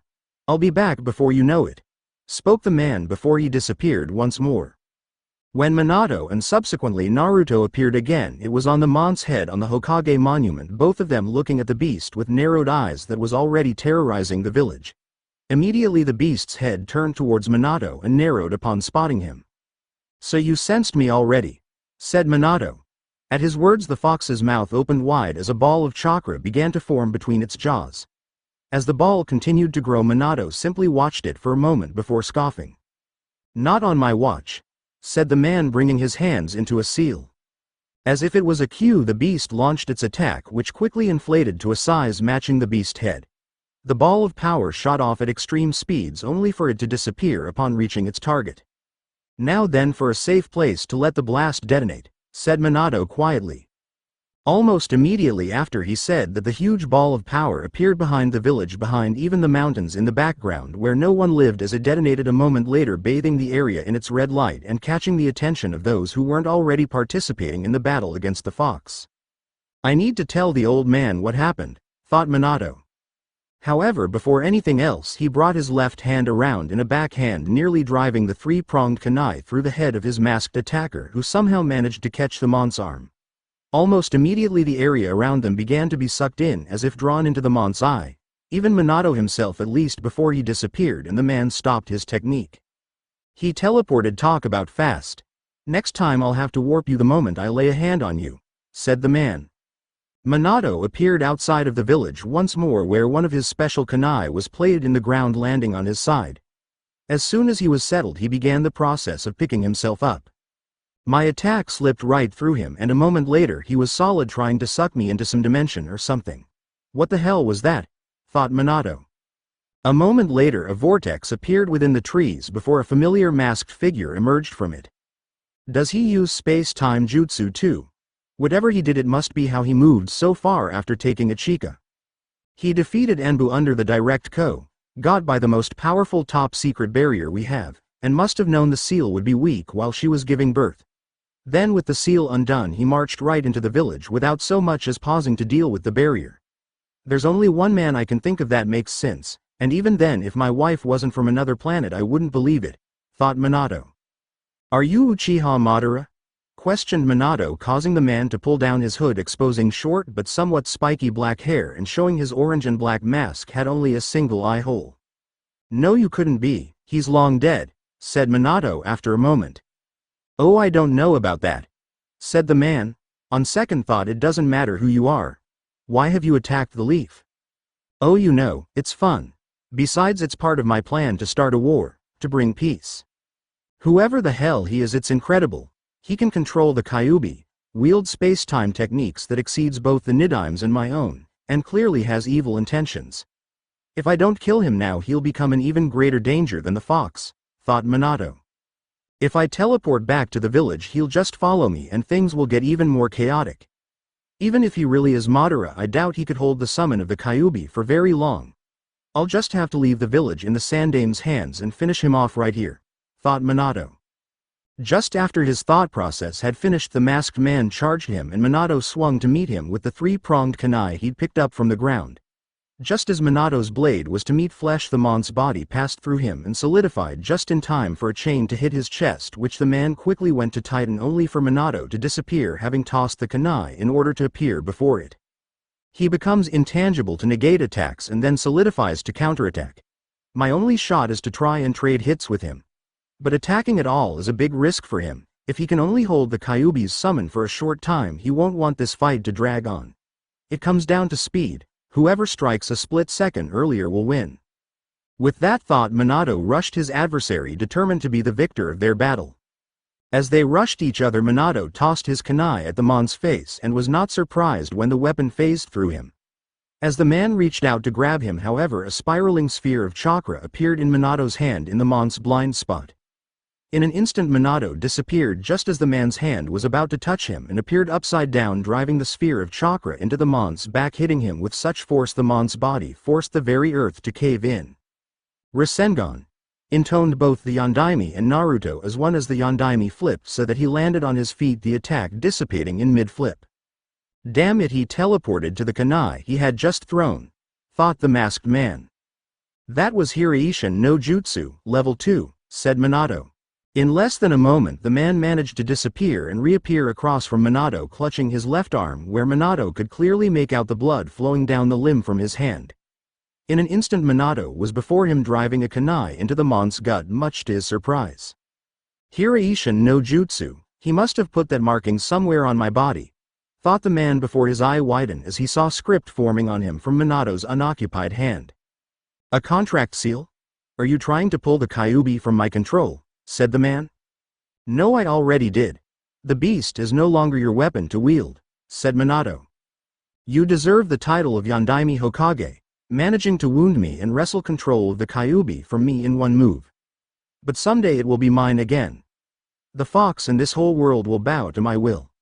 Many doors are still left open for me, said the man before he disappeared, his body sucked into the vortex that his eye created. Something tells me he wasn't lying, thought Minato with narrowed eyes before he disappeared in the next moment. When Minato appeared next, he was standing on the root of a fallen tree near the Kyuubi, where he could make out the shinobi of Konoha trying to hold the beast off, led by the Sandame. In the next instant there was a giant blast of smoke which quickly cleared to show a giant red toad standing about 30 meters that wore a blue haori and was oddly enough smoking a pipe. Despite the fact that the shinobi beneath him were cheering his arrival to the battlefield, it was drowned out by the masked man's last words to him before he disappeared. I'm sorry, Ichika, thought the man solemnly before his eyes and face hardened. Hold the fox down for a minute, said Minato as he addressed the giant toad.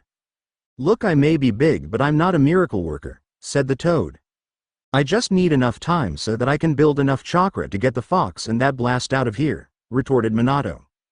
However, in the next instant Minato, Kyuubi, and the blast were gone, before the blast appeared detonating in the distance.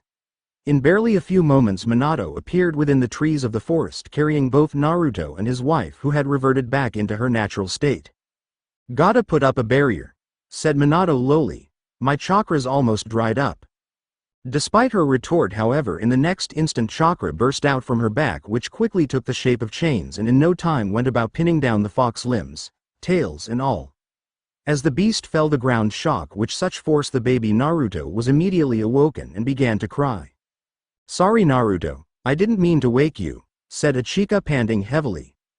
Ichika, stated Minato in shock at her action. I'll drag the Kyuubi back and die with it inside of me.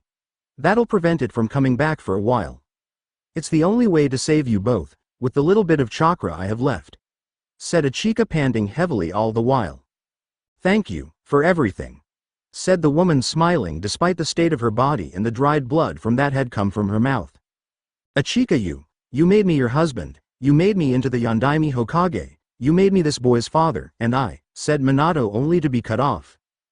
Don't look so sad, Minato. I'm happy that you loved me despite everything, that you didn't reject me, that it's our son's birthday. If I try to imagine surviving and the three of us living together, I can't think of anything beyond. I'd be so happy.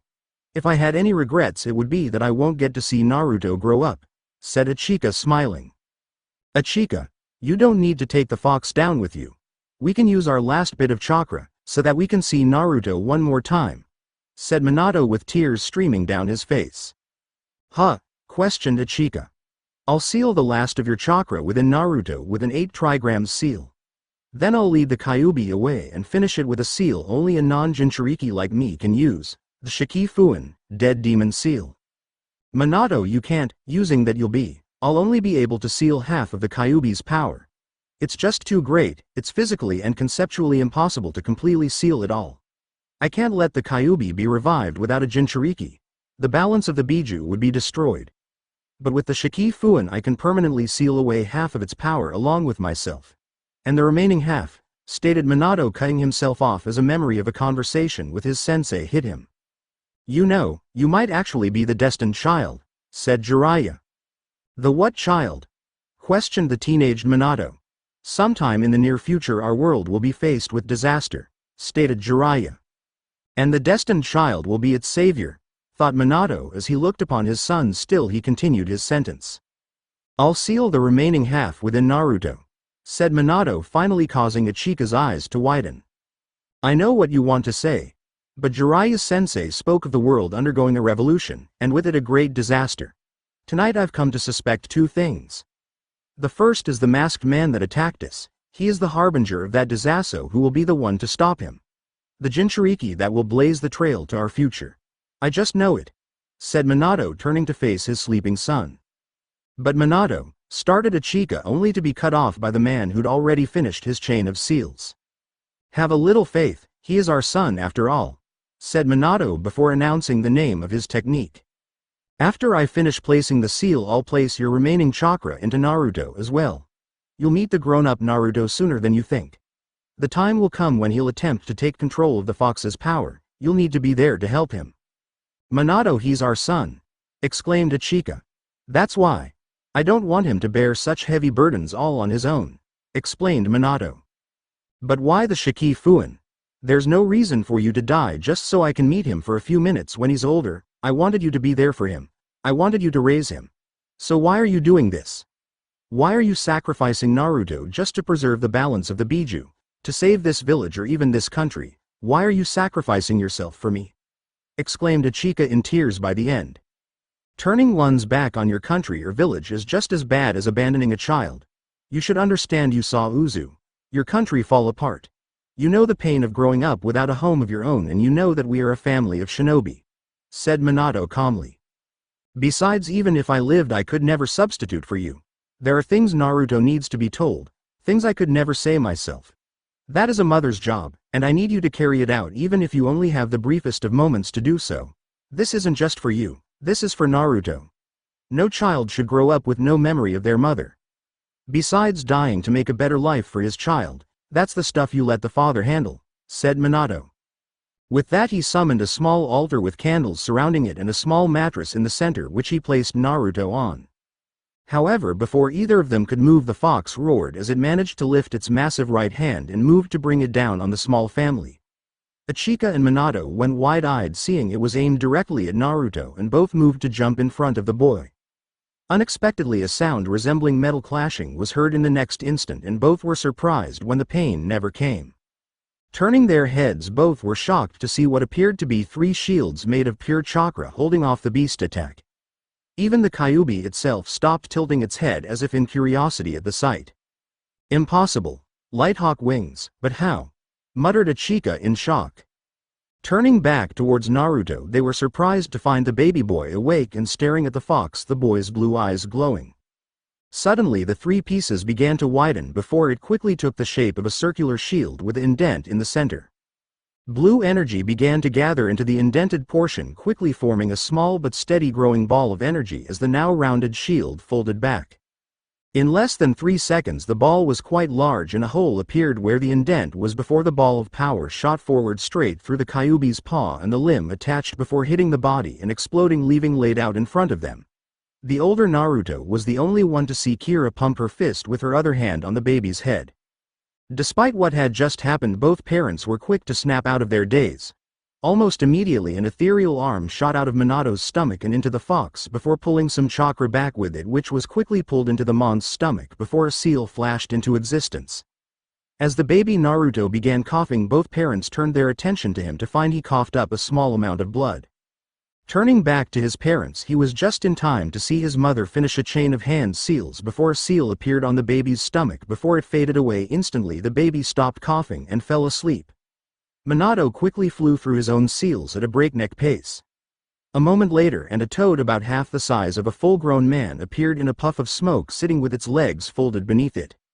"Ah, the Kyuubi, and Minato, what the hell happened to you?" exclaimed the toad. It was to this scene that the Sandaime arrived in full battle gear along with a crew of shinobi. "Gamatora, I'm entrusting you with the key to the seal.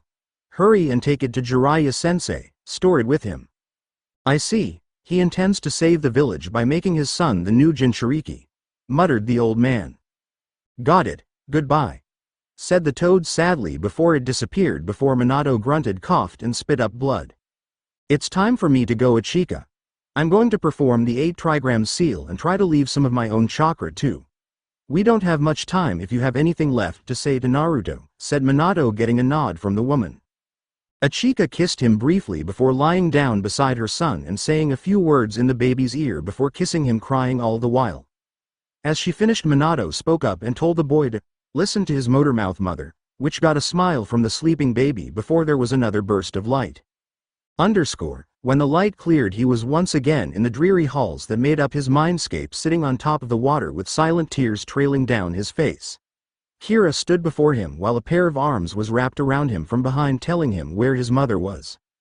How is this possible? I was scanned for any signs of the Kyuubi after I graduated and they couldn't find anything, said Naruto after a few minutes of silence. Well, as you know, you are one of the last true Furians, as Furian blood flows through you as does Furian energy.